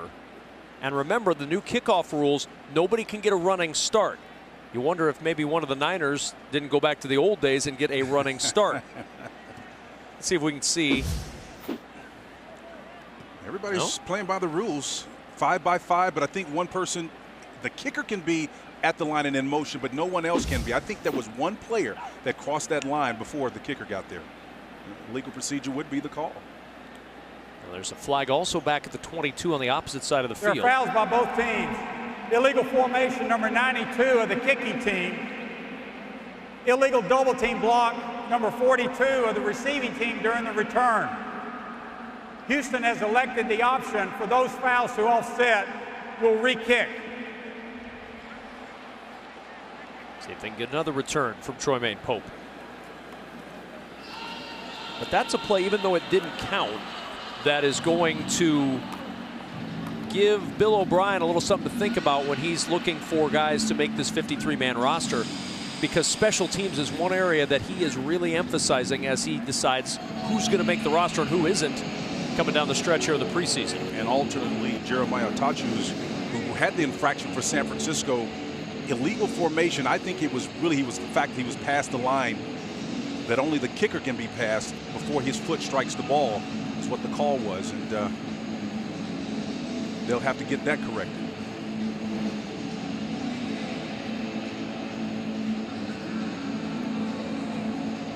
See, the rule is now these guys have to be 5 on this side, 5 on that side, and the only one that can be in motion before the foot hits the ball is the kicker. These guys have got to be still. There used to be a time when these guys would motion and move and it create odd man fronts. It was tough to block them. Pope 6 yards deep, out he comes. Troymaine Pope got 1 block, needed a second, and is down at the 22-yard line. Let's check out our click list of the second half, brought to you by Kroger. Well, we're looking for a recovery from Justin Reed, who we talked about against the Chiefs. Came out kind of like a dog with a new pan. He wasn't quite sure whether to eat or not, but he showed well in coverage. And then, of course, who emerges in the run game? We just saw Troymaine Pope on the kickoff return game, and can he do it from scrimmage? Still looking for an answer there. And then the continuity from the offensive line. We're down to that second and third unit, and other parts are sticking in right now. But so far, so good. Here's Joe Webb, first series at home at quarterback for the presumptive number 3 quarterback, and Webb on the run on first down to the 28-yard line. And you talked about it at the top of the broadcast, Spencer, the differences in the quarterbacks behind Deshaun Watson. We've seen Brandon Weeden, but Joe Webb's skill set a little bit more of a Deshaun Watson skill set, isn't he? That's right, and even at 31 years of age, his skill set is dangerous enough to create big plays. He had the significant run, of course, led the team in rushing against the Kansas City Chiefs on just 4 rushes, 42 yards. That's his specialty. Breaking plays open that way, but it affects everybody differently. He's not Weeden. He's not going to sit back there and stand in the pocket. He's going to move. Also makes an impact on special teams as well. On 2nd and 4, Webb with time to run. He will run, and Webb slides with a first down at the 34. See, that's a great example of how he can extend plays as Watson looks on. He's not Deshaun Watson, but this is a pretty good facsimile. Pulls it down after the coverage is done, sees nothing open downfield and just tucks it, slides, saves himself, live another day. First down. Our 1st and 10 line this quarter is brought to you by Palais Royal.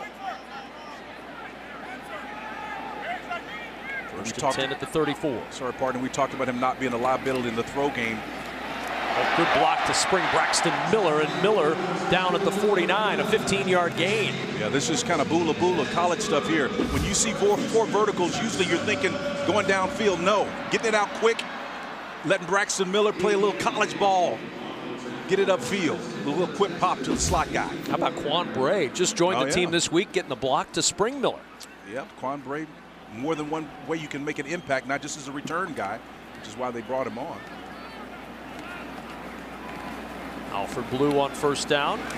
Tried to cut it back against the grain, but could not get away from Ronald Blair III from Warner as well. Yeah, Warner was waiting for him on that back door. And, you know, sometimes a big guy, it doesn't matter what size you are, you're going to run out of real estate, because if they're playing their assignment well, that cutback lane is going to be shut down by an edge guy.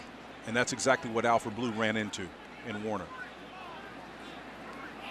Fred Warner, the rookie 3rd-round pick out of BYU. 7 career interceptions as a linebacker, 2nd most in BYU history. 2nd and 9 from midfield. Webb with time, and the pass incomplete. Bray, the intended target, broken up by DJ Reed. That just comes with a guy that's not as familiar with what's going on with the offensive scheme versus off coverage like that. I think Reed's playing good defense, but you can do something else with that. They call them Reed routes. If a guy's standing up in front of you, you can take him inside or outside, depending on what the route outside of you is doing. And Bray didn't look like he understood exactly what his options were. Straight man with a single safety. This means somebody's got to win. Let's see if they can handle this pressure right here. They're bailing out. Just a four-man rush after the bailout. Webb throws, pass incomplete. He was looking for Smith, and there's a flag. He wanted Vincent Smith, but coming through Smith, Tavarius Moore, the rookie out of Southern Miss, and Moore going to be flagged. If that ball's in the air and you touch him. Pass interference, number 45. Defense. Spot of the foul, first down. This is one of the points of emphasis this year. You can see Moore here settling in the middle of the field, but that body contact comes right here with Moore before the ball reaches him. Darius Moore, his cousin Antonio McDyess, spent 17 years in the NBA. You can get away with that contact in the league. You can be handsy in the NBA, but not in this level. From 34, Blue trying to power forward over the left side down to the 31. Pickup of 3 for Alfred Blue. This running back battle is an interesting battle with Houston. You've got Lamar Miller, you've got Alfred Blue. Of course, Deontay Foreman still rehabbing from that ruptured Achilles late November of last year against Arizona. The Texans last year 115.1 yards on the ground per game, right in the middle of the league. But you know, Miller is slimmer, more sleek this year. You've got Urban in the mix. You've got Pope in the mix. This is an interesting battle at running back as Blue tries to cut and he loses his footing near the line of scrimmage. There's room, partner, to extend that conversation. There's room for somebody to step up and get significant minutes playing, because last year Lamar Miller, of course, he was about 15 pounds heavier than he is this year. He simply wore down last year. And so there's some opportunity for some guys to come in and spell him. I was hoping, just from a personal standpoint, Lamar Miller looks good, and he told us yesterday that he's going to try to do everything he possibly can to please Bill O'Brien and stay healthy. But this 16-game haul called the National Football League is no joke. You're going to wear down. Miller averaging a career low 3.7 yards per carry. That's really where you saw that reflected the most. The first time in his career he had been under 4 yards a carry. 3rd down and 7. Webb with the pocket collapsing, looking down the sideline for Braxton Miller. The pass incomplete. There's a flag at the line of scrimmage and the flag in the secondary. That could be a double penalty in San Francisco. It could be holding and maybe a personal foul. You can see again, it's all about protection or lack thereof. When you can get there are 2 fouls on the play, both by the defense. Illegal contact, number 43 of the defense. That penalty is declined. Personal foul, roughing the passer, number 47 of the defense. That penalty is accepted, 15 yards, first down. It's Elijah Lee, and I think he made contact with the helmet. Yeah, so they let Saxons go, but again, if you put that helmet, the hand to the helmet is what it was. It wasn't the helmet to helmet, it was just the hand to the head. That's a point of emphasis this year as well. Any contact to the head, they're going to protect the quarterback in that situation. Yeah, and that play has been something they've looked at the last few years in the league. You cannot really at any point bring your hand to the helmet of the quarterback. So 1st down and 10 at the 16-yard line. Here's Alfred Blue, lost the football. Johnny on the spot to cover it up is Chad Slade. Slade was the only Texan in the area, and the big man from Auburn found the football and able to secure it back at the 20-yard line. Talking about having your head on a swivel. Why you got it on a swivel really doesn't matter. Having an instinct for the ball, that ball pops out. Slade was right there to jump on it, preserving an opportunity to score. Alfred Blue, typically sure-handed, but the hand to the face is probably what shook him up there. 49ers could have gotten called for a face mask penalty there. Instead of 4-yard loss, and it's 2nd and 14 for the Texans at the 20-yard line. Webb again with time, this time to Pope, and Pope down at the 15. 5-yard gain on the play. Little subtle things that you look at Pope there. Just that little hesitant move that he made so quick. It's just like a little hiccup. There's a difference between speed and quickness, and he is quick as a hiccup. In space, he's tough to tackle. See, the thing is, he's got to be able to complement his run game. We saw what he did last week against the Chiefs with a nice catch and then run down field. 47 receiving yards last week, most of them coming on the 134-yard play. 10th play of the drive for the Texans. 3rd and 9 at the 15. Webb looking for Pope, almost intercepted by Elijah Lee. Tried to catch Pope on a wheel route. Wasn't fooling the safety man who was back there, the corner rather, was back there waiting, looking at the whole time. And I'd like to be able to hit him a little bit quicker than that, give him the option to do it, particularly when a safety is playing off coverage. The only time you want to throw that wheel route is when it clearly has him beat, or at least is even. And maybe you get a pass interference out of it. So ill-advised. Now the former Texas Longhorn signed on Thursday of this week Nick Rose with Fairbairn dinged up. Rose on for the field goal try to give the Texans the lead. And Rose's first attempt as a Texan is good. And the Texans take the 10-7 lead. 9:08 remaining in the third. Houston up by 3. The scoreboard this quarter brought to you by your local Texas Ford dealers. A 10-7 lead on that scoreboard for the Houston Texans. An 11-play, 63-yard drive. Nick Rose with the 32-yard field goal. Joe Webb engineering the drive. And Bill O'Brien did his homework before the Texans signed Joe Webb. Spoke to Ron Rivera. Yep. Said he came highly recommended as a good guy. And that's one of the things they were really looking for. Yeah, we need a good quarterback, but also want a good guy in the locker room. Well, he's a great leader, there's no question, and a great special teams player. Speaking of some special teams, the Niners getting a terrific return from DJ Reed, the speed merchant out of Kansas State, who averaged over 34 yards a return in his final year at K-State.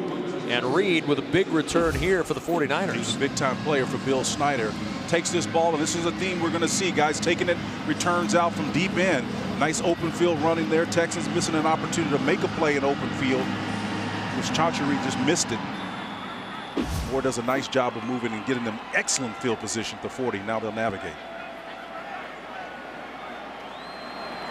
3-step drop for Beathard, who's hit as he throws, and the pass caught by Kendrick Bourne, who had 16 catches a year ago. 2nd down and 4 after the 6-yard pickup. Texans bringing pressure on that play. It was really good to see them do that. Josh Kyes had a big hit last week against Kansas City. He's aggressive. Josh Thornton, Andre Chauchure out there on the defensive side in the secondary, as a good tackle made on the play by Brian Peters, who snuck up there at the line of scrimmage to trip him up for no gain. You know, partner, the guy I heard use the phrase for the first time, ebb and flow, was George Seifert at San Francisco. And I've noticed this game has that. It has ebbed and flowed. Clean play early on, and then by the end of the half, we had like 5 fouls over 2.5-minute period. And then things have picked up. The pace has picked up. Playing a lot cleaner, more effective. Guys hunting for opportunity and jobs. 3rd down and 4. Beathard batted down at the line by Carlos Watkins. Getting the hand up. I mean, again, that's kind of what I'm talking about. These guys are playing with extra effort right now, trying to make it. You can sense it. Carlos does a nice job of pushing.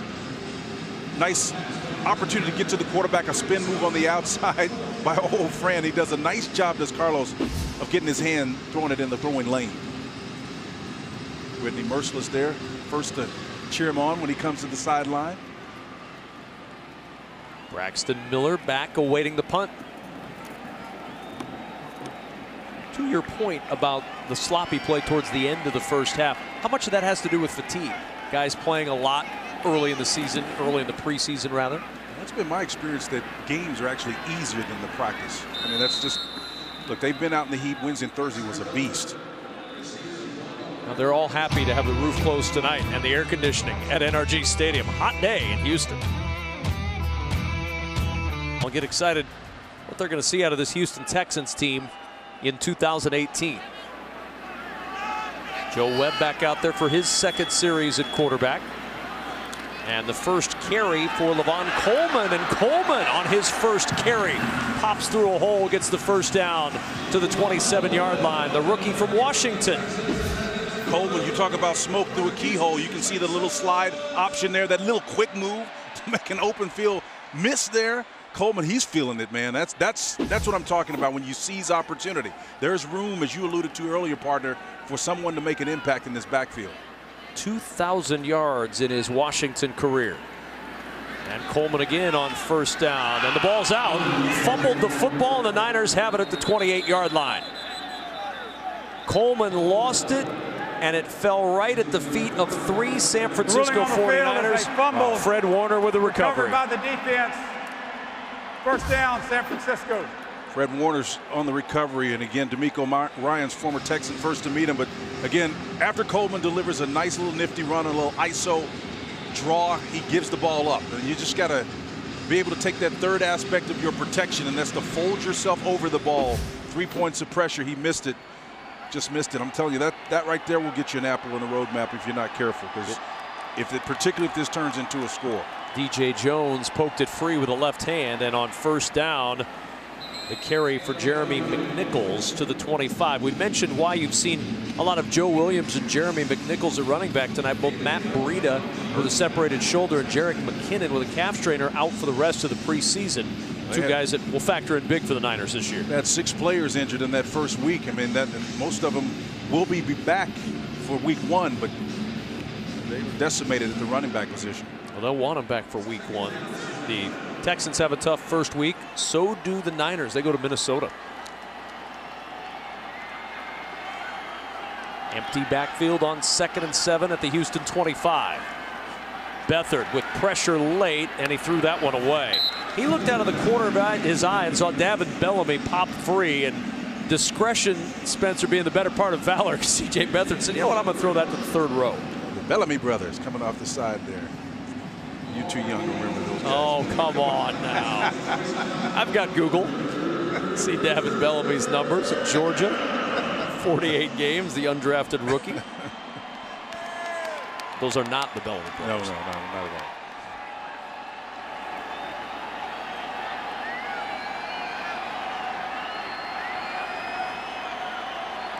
James in motion on 3rd down and a timeout. Niners will take the timeout. 6:17 to go in the 3rd. The play clock was down to 3. And a 3rd and 7 play coming up here from the 25-yard line. But first, a quick break in Houston with the Texans hanging on to a 3-point lead. Spencer, I just think this AFC South is such a fascinating division this year. You have 2 playoff teams, the Jags who lost in the conference championship and the Titans who lost in the divisional round. No shame losing to the Patriots. The Colts get Andrew Luck back. The Texans get Deshaun Watson back. You got to figure those teams have a great chance to improve on the 4-12 record. The Texans have a chance to really turn it around, considering they also get J.J. Watt back and Whitney Merciless and Clowney. I mean, you've got so much talent. This division is fascinating to me. Well, you know about their defense, but the Titans, you got to watch them too. I mean, they've gone places they hadn't gone in the last 9 years, making it to the playoffs, and then, of course, getting that wild card win over the Kansas City Chiefs. Marcus Mariota has them looking and headed in the right direction.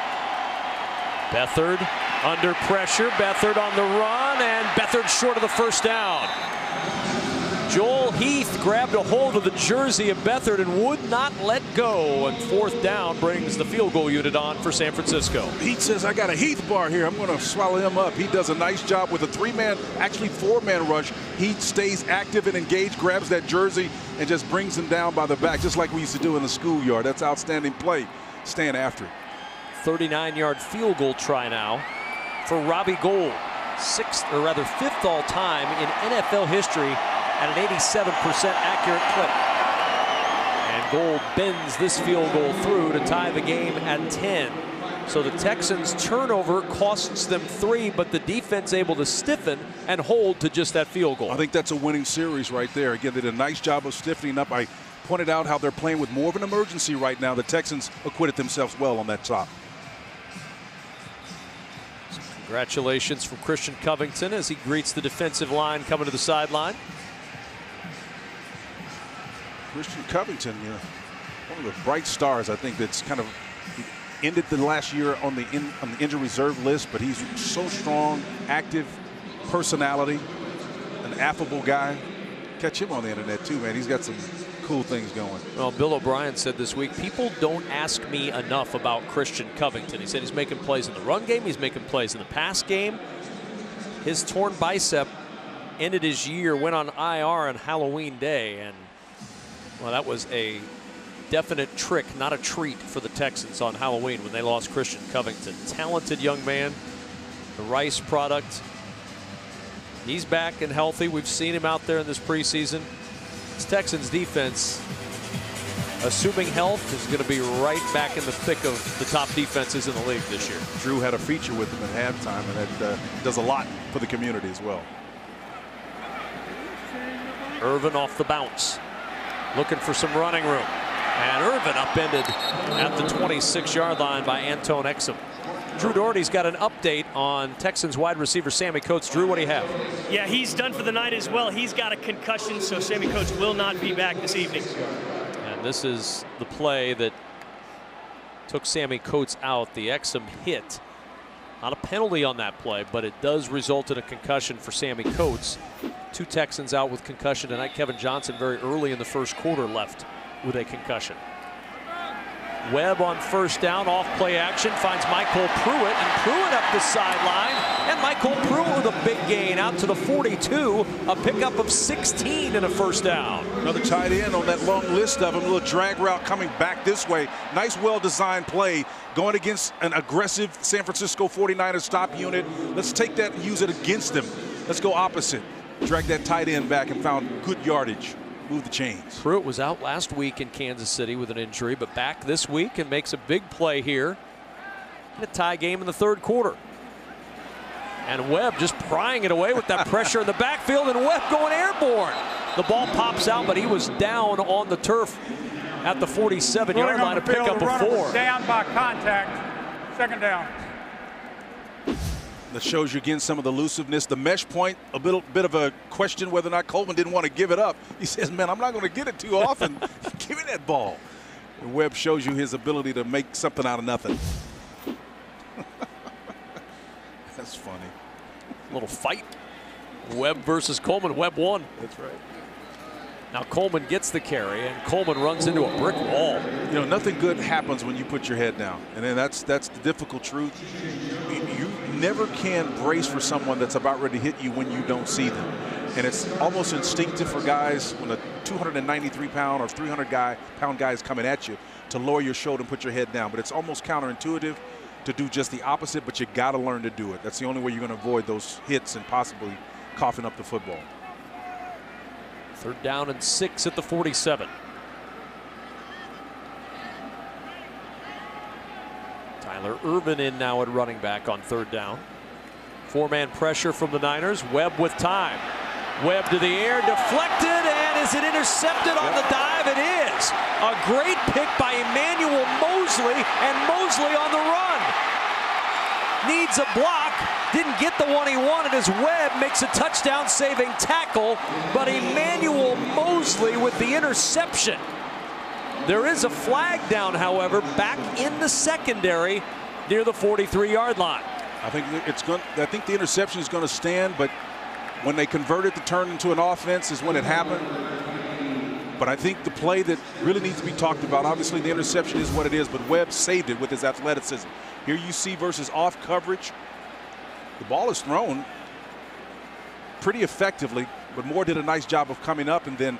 The ruling on the field is an interception. Yep. During the return of the interception, illegal block in the back, number 47 of the intercepting team, the defense. That'll be a 10-yard penalty from the spot of the foul. 1st down, San Francisco. So Elijah Lee flagged from the spot. So this is going to move the Niners all the way back inside their own 30-yard line, negating the 47-yard return on the interception.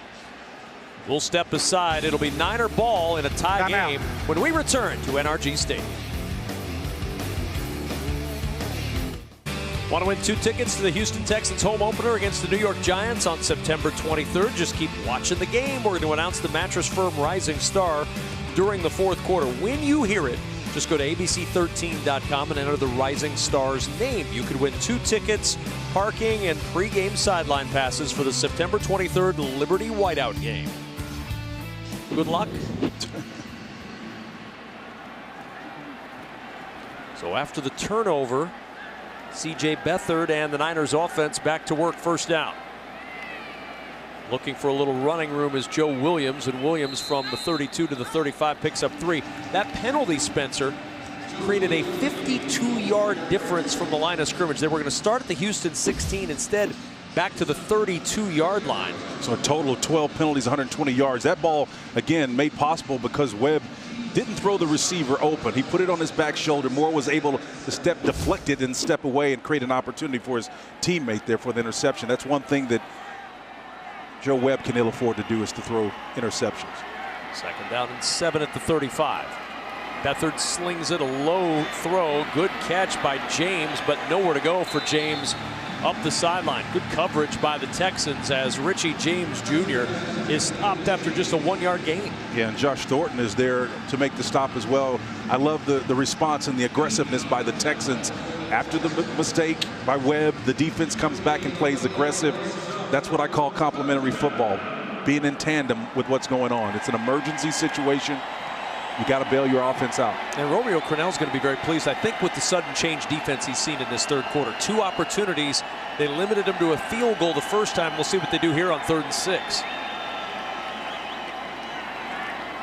Beathard with time over the middle. Williams with the grab. He stopped immediately. Good tackle by Andre Chauchure, short of the 1st down by 2 yards. Chauchure with tight coverage, man, against a man concept. And again, when you got guys that are banding around back there and have the responsibility of man-on-man coverage, a lot can happen. If there are 4 individual battles going out there, if you can defend on all 4, that is a huge win for the defense. Braxton Miller back deep again on punt return. The Texans defense coming up big twice on sudden change in this 3rd quarter. Let's see if these guys can help Braxton Miller out. Block those guys long enough to get a return. Good punt by Pinion, making Miller run to the other end of the field, and it goes out of bounds inside the 15-yard line. One way to keep him from returning them is to kick him out. Kick him out of bounds. Bradley Pinion pinned 31 punts inside the 20 last year. Good directional punter, shifting Braxton Miller to the other side of the field, and now the offense back to work with Joe Webb. Always good to see how guys are responding. I think Bill O'Brien's going to still call the types of plays that complement Joe Webb's skill set. Probably continue to move him out of the pocket, make some safe calls for him on the throws. Tyler Irvin on 1st down, and Irvin plows his way to the 19-yard line. Pick up a 4 for Tyler Irvin. Tyler talked to us yesterday and talked about how it was tough for him nursing his way back from an injury, and one of the first times he's ever been out an extended amount of time. It's almost 10 months he was out. And he said when you're away from the game like that, you really cherish what the game brings to you. Absolutely. Really has a healthy appreciation for how important this sport is to him. Irvin with the carry again on 2nd down, gets a yard, and it'll bring up a 3rd and 5. And I think one of the things he's going to have to do is, he's a smaller guy, but he's going to have to run heavier than that to make his presence felt. You stutter around there against a 4-man or 5-man front, there's not going to be a lot of room.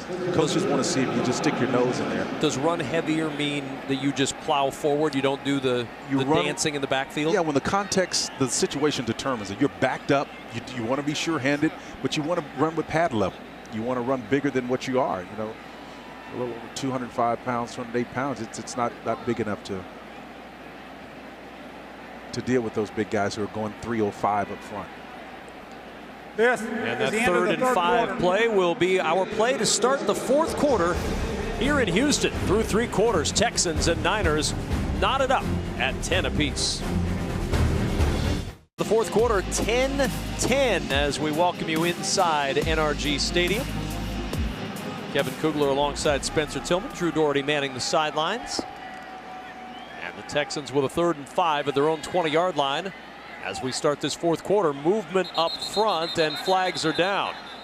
Now it was Cedric Thornton who came across the line, but was he coaxed off by some movement?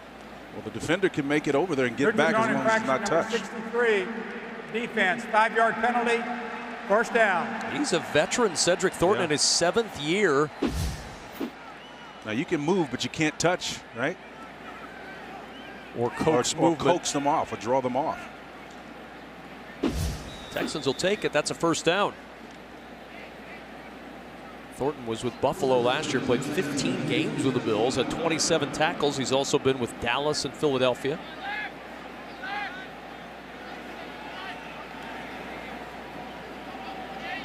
Hear from J.J. Watt in just a little bit. Drew getting ready to chat with the All-Pro as Irvin is wrapped up by DJ Jones in the backfield. Another flag down. This has been the reoccurring theme throughout the second half and to end the first. A lot of laundry. Personal foul, clipping, number 62. Offense, half the distance to the goal, still first down. Chad Slade called for a clip. Drew Doherty standing by on the sidelines with J.J. Watt. All right, JJ, good to see you. First things first, how you feeling? Feel great. How you feel? I feel pretty good, but just asking about the health. You know, you didn't play tonight. How things progressed for you? Very well. Things are great. It's been a great camp. I've enjoyed being out there with the guys very much. It's been fun seeing you out there. San Francisco, the week of practice, Wednesday, Thursday, looked like you got some pretty good work in. What did you think football-wise you were able to accomplish? Yeah, it was good. It's always good to work against somebody else. Stop hitting your own guys, and you see some more schemes. You see different players, different tendencies. So it's always nice when you get to work against somebody else. And we had a good couple days of work, and that's all you can ask for. So it was really nice. I know it's still early, but what's got you most encouraged about this defense? Just the amount of playmakers we have. I mean, we have guys all over the place. Obviously, we want everybody to be healthy and ready to roll for the first game. And, but we have fun. We have a really good rapport with each other, great chemistry, and we just enjoy working together. Been quite a year off the field in the last 365 days for you. How special is it for you to be able to wear that patch, the Walter Payton Man of the Year, because of award, because of what you're able to do? Oh, it's extremely special, and it's an honor.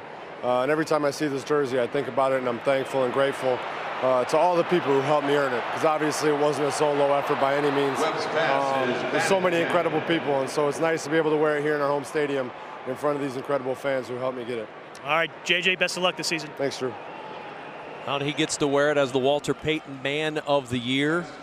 The work he did after the hurricane was so inspiring, not only for the Houston area, but really for everybody across the country to see what J.J. Watt was able to do from a leadership position off the field.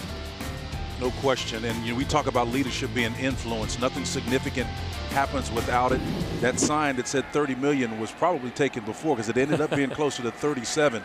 He's a leader in the strictest sense of the definition. And Joe Webb trying to find Vincent Smith on 3rd down and 17. Cannot connect. 4th down, and the punt team coming on for the Texans. Just to put a bow on that, as Bill O'Brien looks at it, I don't think anybody has had more of an impact in sport than J.J. Watt has the last couple of years. And again, the irony is he's only played 8 games. He's just unbelievable. Just a talented guy, focused. I remember a few years back when he had dislocated his elbow his rookie year. He wasn't quite sure he was going to make it. It was the darndest thing. Had a great conversation with him out by the bubble as John Harris, Texans analyst, talks to him now. He's just a consummate workhorse.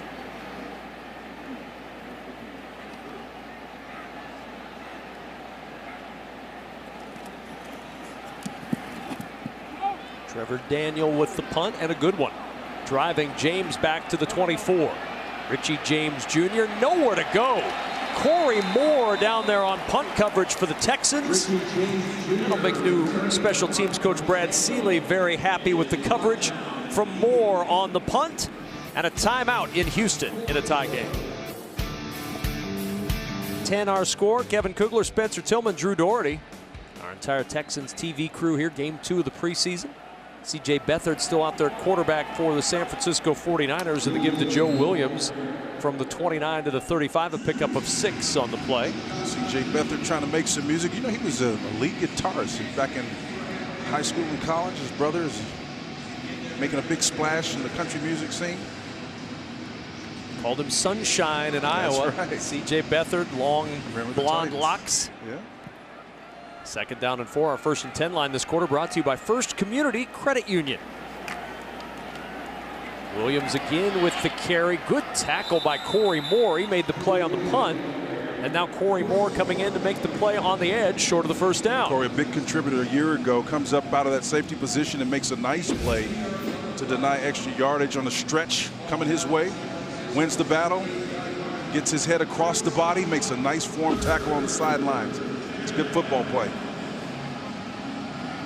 San Francisco was red hot to start on 3rd down, but just 1 for their last 7 on 3rd. This is a 3rd and 1.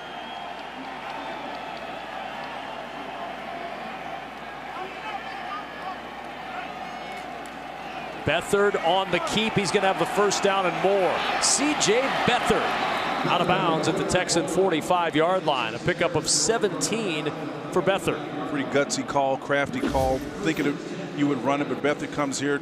It's actually a naked, besides the receiver that comes around, not much of a heavy blocking assistance on that play, putting your quarterback at risk, but it worked. Not something he did a ton of at Iowa. Nope. The Hawkeyes. First down and 10 at the 45. Williams with the carry, and Williams stood up after just a 1-yard gain. LaTroy Lewis in there to make the stop. Lewis spent the first 12 weeks a year ago on the practice squad, got into 2 games late in the year with the injuries mounting up. He's had a pretty good camp, and when you're playing the edge out there, you got to be stout. You got to play with a certain amount of awareness. Can't get beat back. Got to be intelligent to play in Romeo Cornell's defense.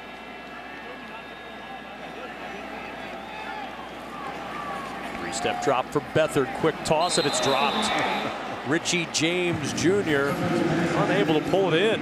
Divergent was on the outside too. They had him bracketed. You know, a lot of times when receivers go into their routes, they get a snapshot of what the coverage is, and if it's what they call a banjo coverage, you got guys in and outside of you. He's seen that coverage. He knows the receivers on the outside going a vertical route. Bottom line is he took a peek, and it impacted his ability to focus on the ball. Thanks for the assist, partner.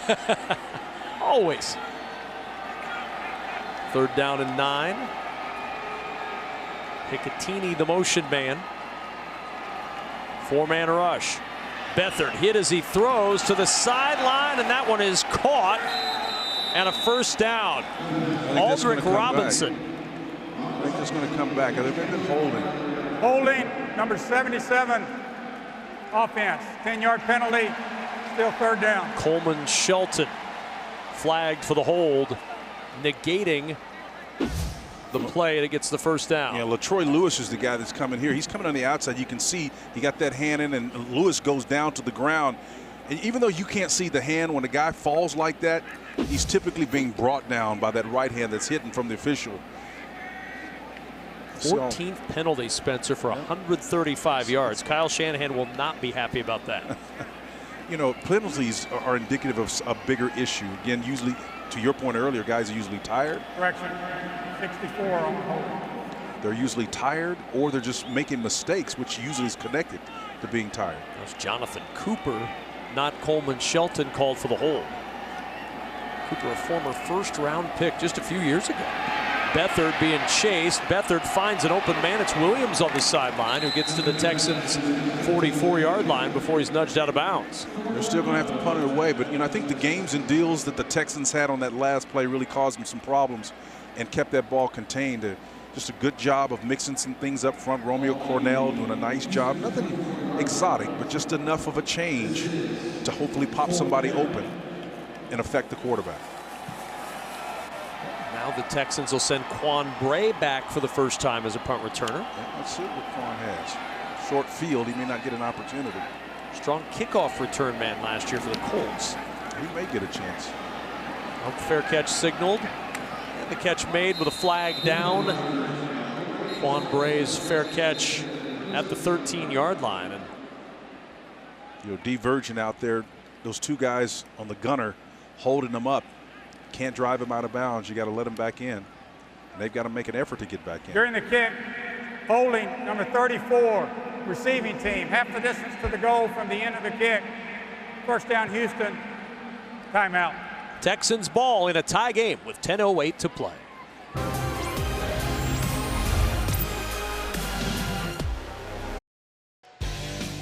Our scoreboard this quarter brought to you by Papa John's Houston. 10-10 on that scoreboard with 10:08 remaining in the fourth quarter. We want you to be a part of the Houston Texans season ticket member family. Tickets for the 2018 season, they're already sold out, but you can reserve a spot on the 2019 priority wait list today. It's free to join, and members receive exclusive benefits. Visit HoustonTexans.com for more information.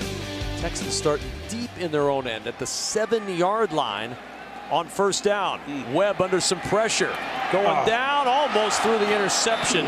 Elijah Lee had a shot at it, but he couldn't pull it in, and it's 2nd down and 10. You know, Joe Webb's got to make better choices, particularly backed up here in the end zone. Again, they've got heavy pressure coming from the outside. You got a back and an edge guy to block him, but Webb steps up, but he's just an ill-advised pass. And again, these are maybe 3 or 4 decisions that he's made that's been extremely questionable. And if you're a coach, you're evaluating when they're happening most, and it's when you're backed up in your own end zone. And the guy starts to show that kind of tendency, it's not a good sign. Trying to get it to Braxton Miller there, could not connect. Half of the Texans' 10 possessions, Spencer, have started at their 15 or worse. So they've really been backed up a good portion of the night. The carry to the 10-yard line from Terry Swanson, the rookie out of Toledo, with his first carry. And see, when you start to see things like this on an obvious, in any other situation, be a passing down and you go with a run, that's lack of confidence in your quarterback, and at least in this series anyway. I'm not trying to make any long-term projections as Swanson makes his way off the field, but if you're Joe Webb, you got to do a better job in these situations throwing the ball. 3rd down and 7 for Webb and the Texans offense. He's got an opportunity down here with a nice, this route is the one that becomes an option for him right now. And there's movement. Wow. Roderick Johnson started well before everyone else. Well, everybody's taking their turn making mistakes now. That's not good. Well, start 63, offense, 5-yard penalty, still 3rd down. Johnson spent all of last year, Spencer, on Cleveland's injured reserve list. The Browns took him 5th round in the 2017 draft, but he never played for the Browns. Now trying to make this Texans squad. A little frustration for the head coach.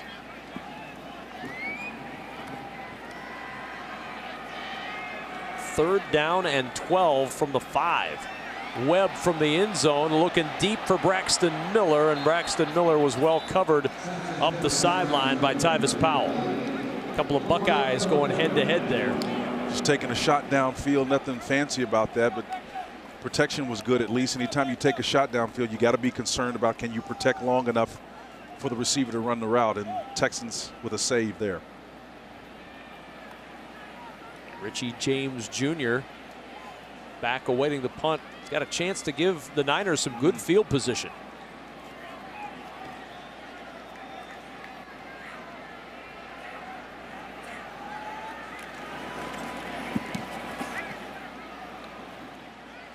Good punt from Daniel. A flag is down. James at the 45, and he's down near midfield. Tackle made on the play by Duke Ejiofor. We'll wait and see what the flag is here with 8:56 to go in the 4th.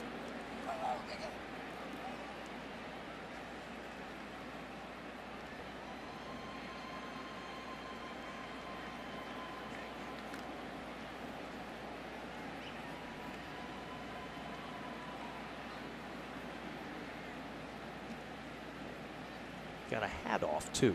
Yeah. Normally the hat off indicates somebody was out of bounds. Can't blame it on the wind. The roof's closed.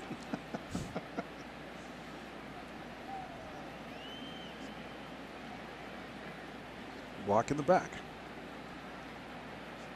So offsetting penalties. Indicated one each way.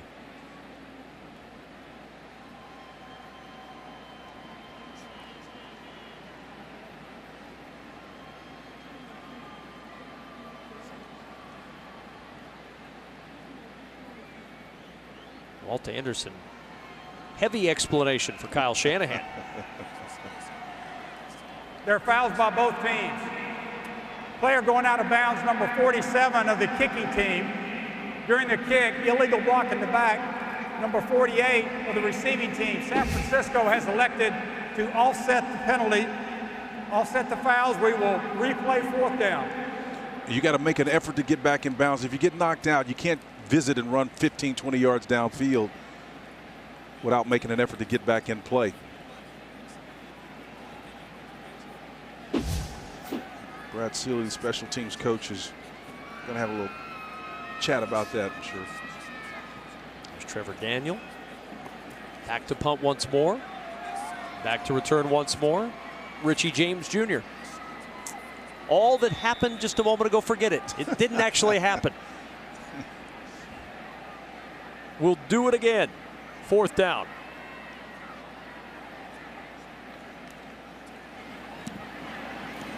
Daniel uncorks a line drive punt, driving James back all the way to the 33-yard line.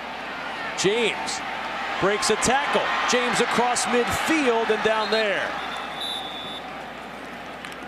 James with an 18-yard return after the 63-yard punt uncorked by Trevor Daniel, and the Niners back to work on offense. Houston Texans went through some coaching staff changes in the offseason. New running backs coach John Pagano coming over as senior defensive assistant. But you look at those guys up top. Brad Seeley at the top of that list, and Tracy Smith, the assistant special teams coach. And Spencer Tillman, that's a big, big addition to this coaching staff with Brad Seeley on board. Well, he's a 30-year veteran, been around a long time in this league, last with the Raiders, and actually had a cup of coffee a couple years with the San Francisco 49ers before that time. But so significant with his addition, they brought in Tracy Smith with him to help him out. It's a tandem. So yeah, he's one of the best in the business. And I put him right up there with the guys historically like Frank Novak and others who have done tremendous jobs in the latter years of their careers. But he's still just one of the most creatives out there. But I wonder how the rules this year, without being able to motion people, are going to impact a lot of special teams. I'm looking to see exactly what his response will be to that, both as an offense, cover team, and a return team. Well, it's certainly been an area of concern for the Texans over the years. Yep. How can they quit losing yardage in that special teams game, cover better, get some return game going?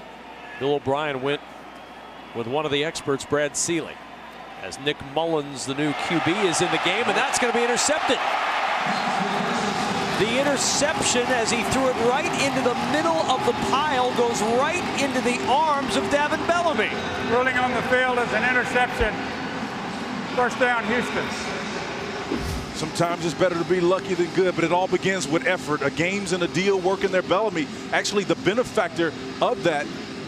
The games was working inside. He folded and stayed active enough to come back, and here's Bellamy back here, number 48, stays alert, kind of reminiscent a little bit of Cunningham's interception, just being aware of where the ball is once it's batted. Kenan Gilchrist is the batter, and the recipient of that bat. Bellamy gets the interception, and now the Texans with a chance in a tie game. And on 1st down, Webb on the keep. And Webb into Niner territory at the 45, but here comes a flag. Could be a holding against the Texans on this one again. Holding, number 17, offense. 10-yard penalty from the spot of the foul, 1st down. That's Vincent Smith, the rookie from Limestone. Yeah, you can see he tries an outside release to influence the defender and just grabs too much jersey. Smith trying to do a good job of blocking the guy in space, but got caught. Smith, the first player in Limestone history in the NFL. Houston with 7 penalties tonight, 6 last week against Kansas City. 6 of those 7 in the second half. 1st down and 14 back of the 44. Webb setting up the screen. There you go. He's got some running room to Swanson. Nice little cut. And Swanson stumbling forward inside the 35 with a 1st down at the Niner 34. Now the difference between Swanson and his run, it's a great play, but he doesn't show the patience. And there's a flag down on the field, so it may come back. Offense, 10-yard penalty. So it's a great job of setting down. this thing up. But again, Swanson needs to be a little bit more patient as he comes down the field. Gets a little bit too impatient, runs into his own lineman or tight end, Lingle, who's had a fantastic camp. Guys getting downfield, got to be cognizant of where the ball is at all time. Chad Slade called for the hold. Negates a 22-yard gain on the play. And now 1st and 19 back of the 39. The Texans really squander an opportunity to convert points off of a turnover. Coach O'Brien still coaching him up. He's not happy about it. 1st down and 19. Swanson, the running back.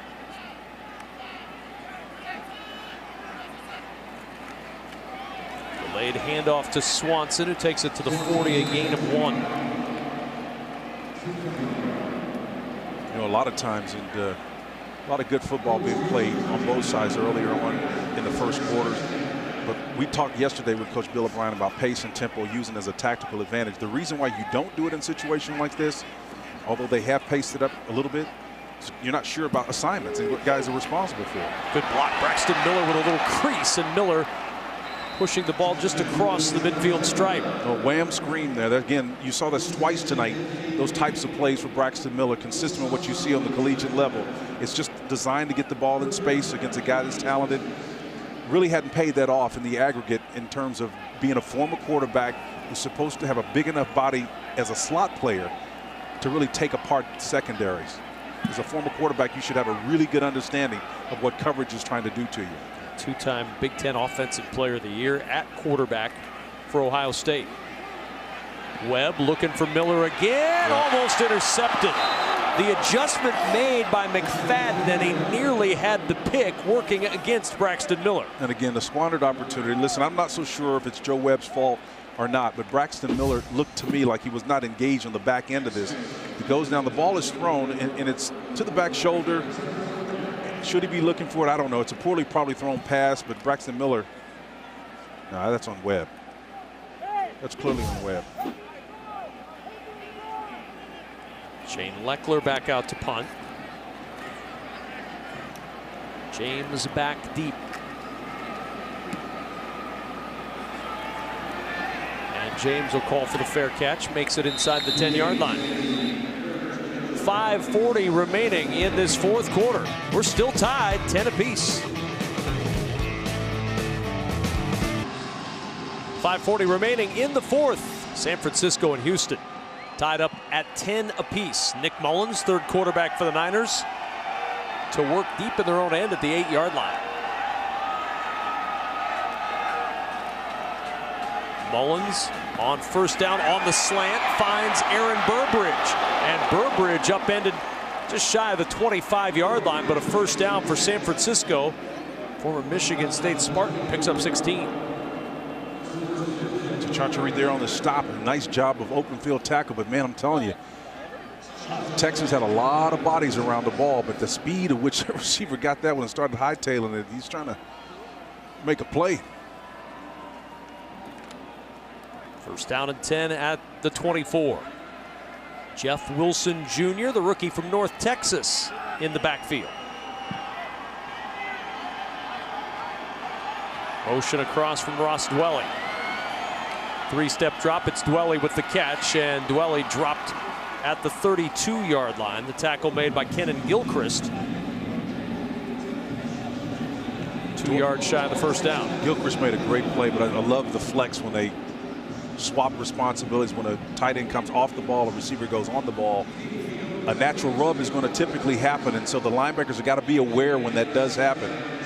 Gilchrist did a nice job of recovering, but not before enough separation was created for the completion. Each team won their preseason opener last week. You saw Kenan Gilchrist with a big week last week in helping the Texans beat Kansas City. Yep. Mullins led his team back against Dallas, and he floats this one up, caught by Wes Saxton, and a first down out to the 45-yard line. I'm not sure if he was trying to hit Ross Dwelly or not, but again, it was again one of those old Frank Wycheck type plays where you bring him over from the wide position and you come underneath it. And so 49 is coming underneath. He gets picked off by a Texan, and then, yeah, I guess he was trying to hit him. Dwelly was in the zone where they wanted to go with that play. Great offensive play. Texans defense looking for a stop here, with Dwelly in motion on first down at the 46. Wilson with the carry, and Wilson into Texans territory at the 48-yard line. A pickup on the play of 6. And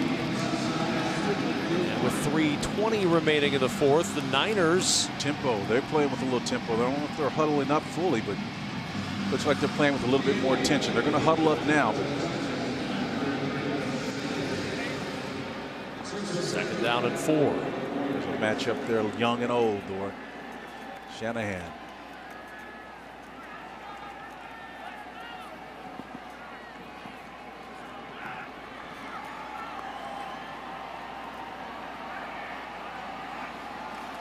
On second down, Wilson the carry again, squirts through an opening. He's got the first down.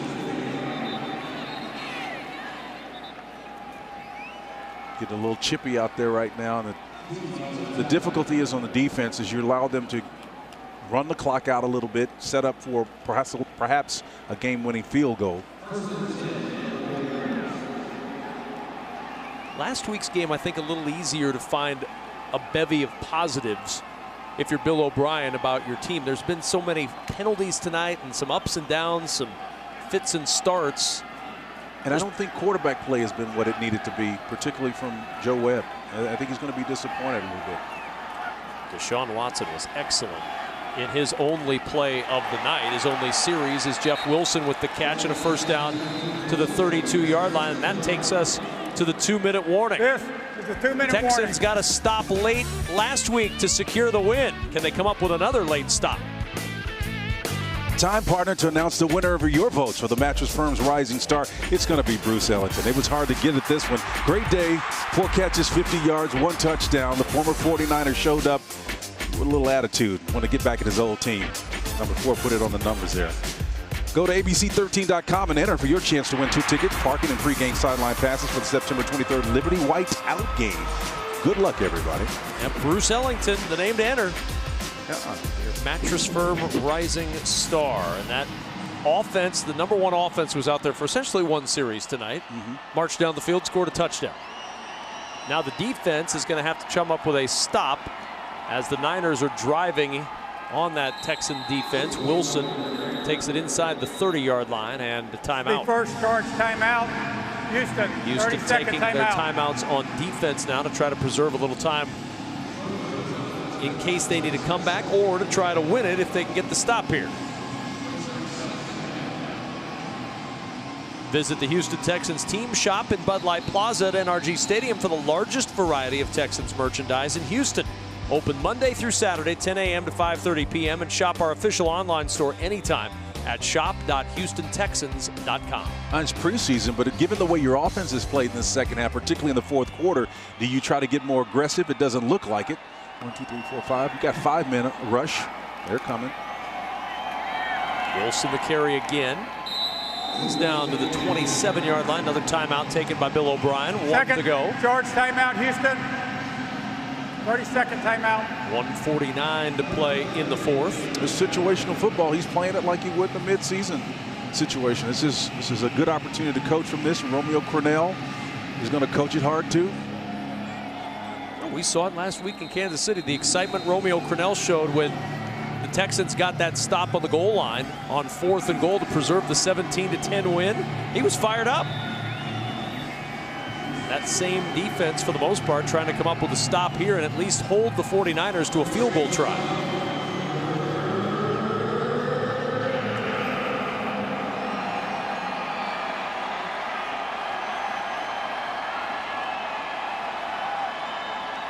Third down and 5 at the 27. This is a pressure look here. Split 7-4.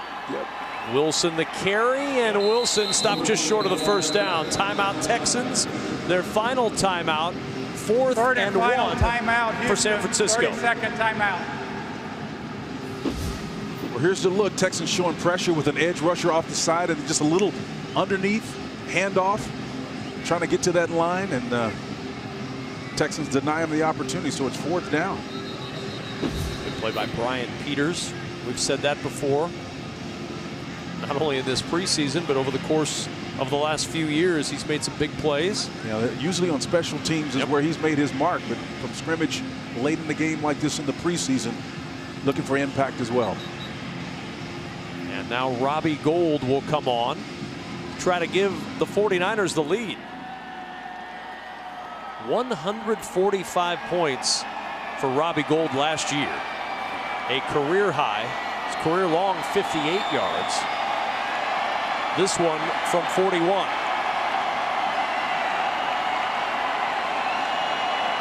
For the lead late. And Gould's field goal right down the middle. Few have done it better for longer than Robbie Gould, entering his 14th year out of Penn State. Well, there are a few catchers kickers that are automatic, but he's about as close as it gets. He's the gold standard, no pun intended. All-time leading scorer for the Chicago Bears with over 1,200 points in his 11 seasons in Chicago. So Robbie Gould gives the Niners the 13-10 lead. And Houston now with a chance to make a late comeback to try to get their second win of the preseason. And it'll be on the shoulders of Joe Webb to get it done. And it's been kind of an uneven night for Joe Webb. 5 of 13, 52 yards. You see the numbers for Deshaun Watson. That was all in one series. He was excellent tonight. Brandon Weeden, 7 of 15 for 50 yards. But for his skill set in his game, this is what Joe Webb can ill afford to do. Because he's a runner, they move him out of the pocket. When he does throw it, he's got to be at least 60, 65%.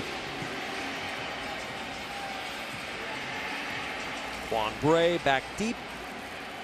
And Bray will back out of the end zone and take the touchback. So here comes Webb and this Texans offense. No timeouts remaining. The ball will be at the 25-yard line. Down by 3 late at home. Well, I call this the element of recency. What you do last, you tend to remember most. And in a game like this where we're so sloppy to end, you want to make a positive play. And it's likely going to be Joe Webb. They'll move him out of the pocket, try to extend the play. Don't know if they'll trust him on a downfield throw at this point, but his skill set is running.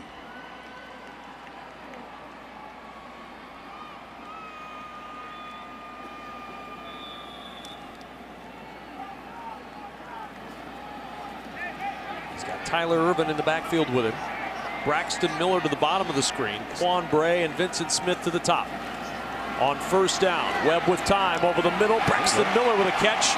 And a flag comes in late at the 40-yard line. A 15-yard pickup and a first down. And the penalty is going to be against San Francisco. Yeah, there's going to be holding too. And I think Braxton Miller, hope he's all right on that play. Looked like he prior to the pass, holding number 33 defense. Penalty is declined. Result of the play is a first down. Yep. Clock will start on the snap. To your point, you saw Braxton Miller trying to rotate that left arm a little bit. That's the arm he came down on. You can see he put that shoulder down, unable to break his fall.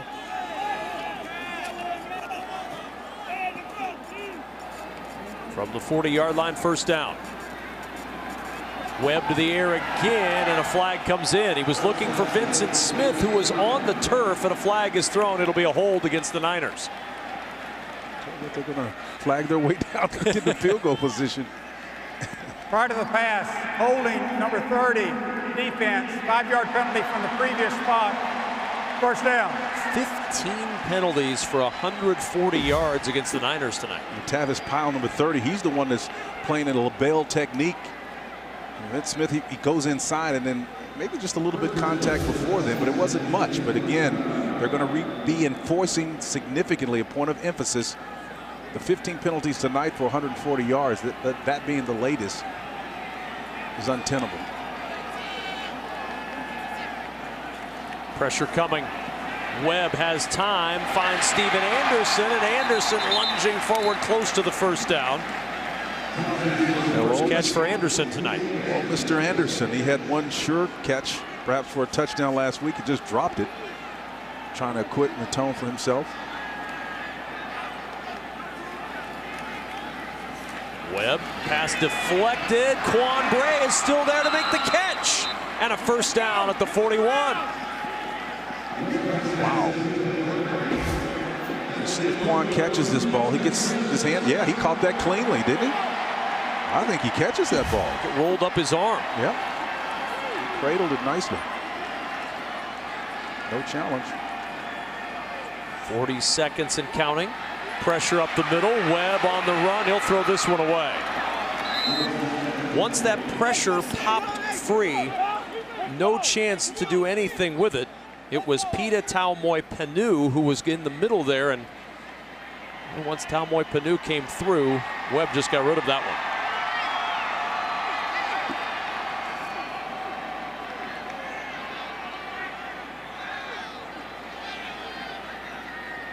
Second down and 10 at the 41. See if Big Candle Lamb and company can protect him at that right tackle spot long enough to make a play. Big moments for those tackles. This is a team that could use a swing tackle to step up. Webb with good protection over the middle. Vincent Smith's got it. Wow. First and goal, Texans. The best throw of the night from Joe Webb. Well, no timeouts. They've got to hurry. And now they're going to call it a touchdown? No. Well, what touched him? And it is a touchdown. Yep. Nobody touched Vincent Smith, and it's 41 yards for the score. How about Smith having the presence of mind to get up and go? Ruling on the field. Ruling on the field is a touchdown. How about that? The Texans were running down to spike it, and Smith got himself into the end zone. Great throw on target. No one touches him. He didn't have to have the presence of mind to get up. He rolled into the end zone. He might have been kicked, but no one touched him. Nope. They'll look at it. Every scoring play is reviewed. Wow. Ruling on the field of a touchdown is under further review. The only thing they possibly could find is that the trailing defender kicked him, but I don't see any place where they touched him. The ball is a dart. I mean, uncharacteristic for at least tonight is concerned. Right yep, there. Yep, that's absolutely. The ball's going to be placed at the 3-yard line.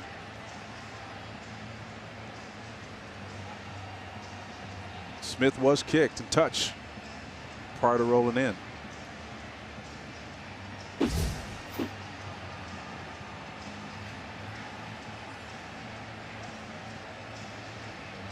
Boy, what a throw, though, by Joe Webb. It was a dart, man. And Vincent Smith, whose head coach in college was former NFL wide receiver Mike Furry. Furry's best year came with the Lions. He had 98 catches that year for the Detroit Lions. There you see the little bit of contact from the leg of Emmanuel Mosley. As it's the determination's going to be, was he on his way down when that contact happened right there? Yeah, he's on his way down, but you know, to me, the defender doesn't even have a sense of to go after the receiver. And to me, I think there should be a judgment call on those situations. Well, it's certainly not a tackle. No, it's not a tackle. I mean, it's incidental. He wasn't even trying to tackle him. I mean, he's looking past him, and the contact's right there. It's clear as day.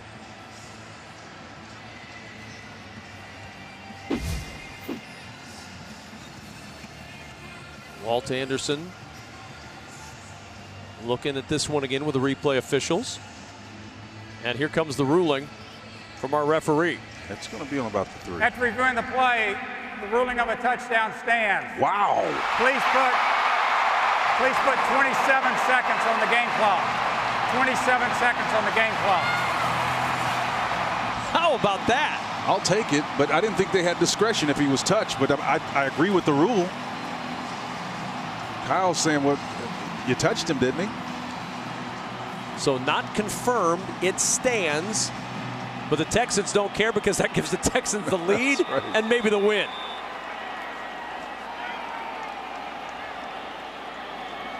Hold on. Nick Rose on for the extra point.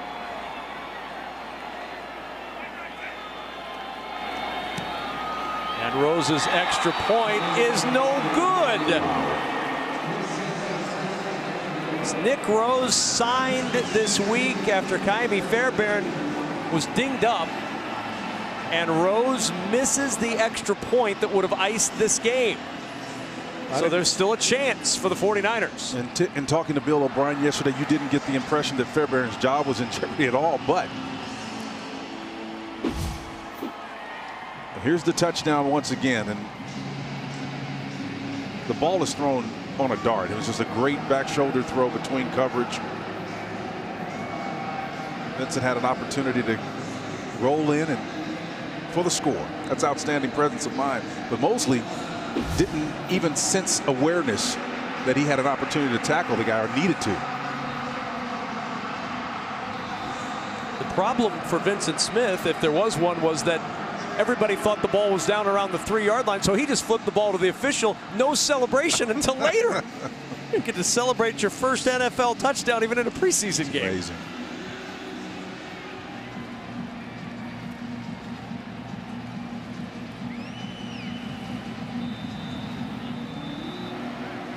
So with 27 seconds to go, Victor Bolden Jr. awaiting the kickoff.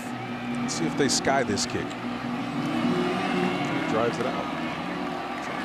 And Bolden, 8 yards deep, a little hesitation, and he's going to bring it out. Bolden with a crease and tripped up. Excellent defensive play by Treston Deku.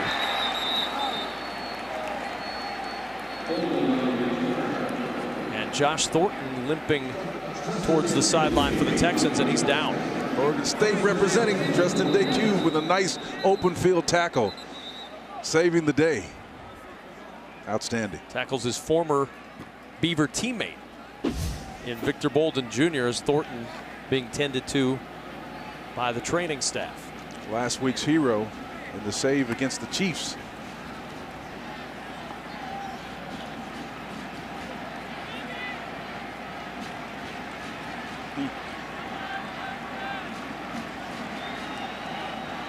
Well, you just hate to see anybody getting banged up in preseason game late. Thornton, you mentioned, has made some plays in this preseason. Jeff Goff's out there taking care of him. He's one of the best in the business. Been around a long time. And Uncle Lowe and company with him. Favoring that ankle a little bit. Hopefully he'll be all right. So now the 49ers with 2 timeouts remaining. 19 seconds to work with because of the missed extra point are still within a long Robbie Gould field goal of tying this up. They got a bunch formation up top. Let's see, 4 defenders to cover those 3. They're going to throw it downfield. Mullins under pressure. Mullins in trouble. Throws across his body. That one is caught, but a tackle immediately by Josh Kyes. And with 9 seconds to go, timeout, San Francisco. They have 1 left. This is the second charge timeout, San Francisco, 30-second timeout. Josh Kyes showing some tremendous tracking ability. Had a big hit last week, and it just shows you in coverage. He's back there by himself. Anything coming underneath the shallow area, he's responsible for it. He puts athleticism on. Hey, there I am. Like it had Kyes. Like it had eyes. Texans have 323 yards tonight, Spencer. 154 of those 323 came on drive number 1 and the final drive. 48% of the yardage on first and last drives tonight. Amazing. Mullins with time winding down over the middle. Catch is made. Broken tackle. Bolden breaks another tackle. Bolden with zeros on the clock is down at the 37, and the Texans are 2-0 in the preseason. It wasn't easy, but Houston comes from behind to get the 16-13 win. High drama on the home field made for an entertaining end. Last week exciting on the road. Winning those home ones, like Bill O'Brien said, you got to do it for the fans. And a smile on Bill O'Brien's face. He's still smiling. Look at him.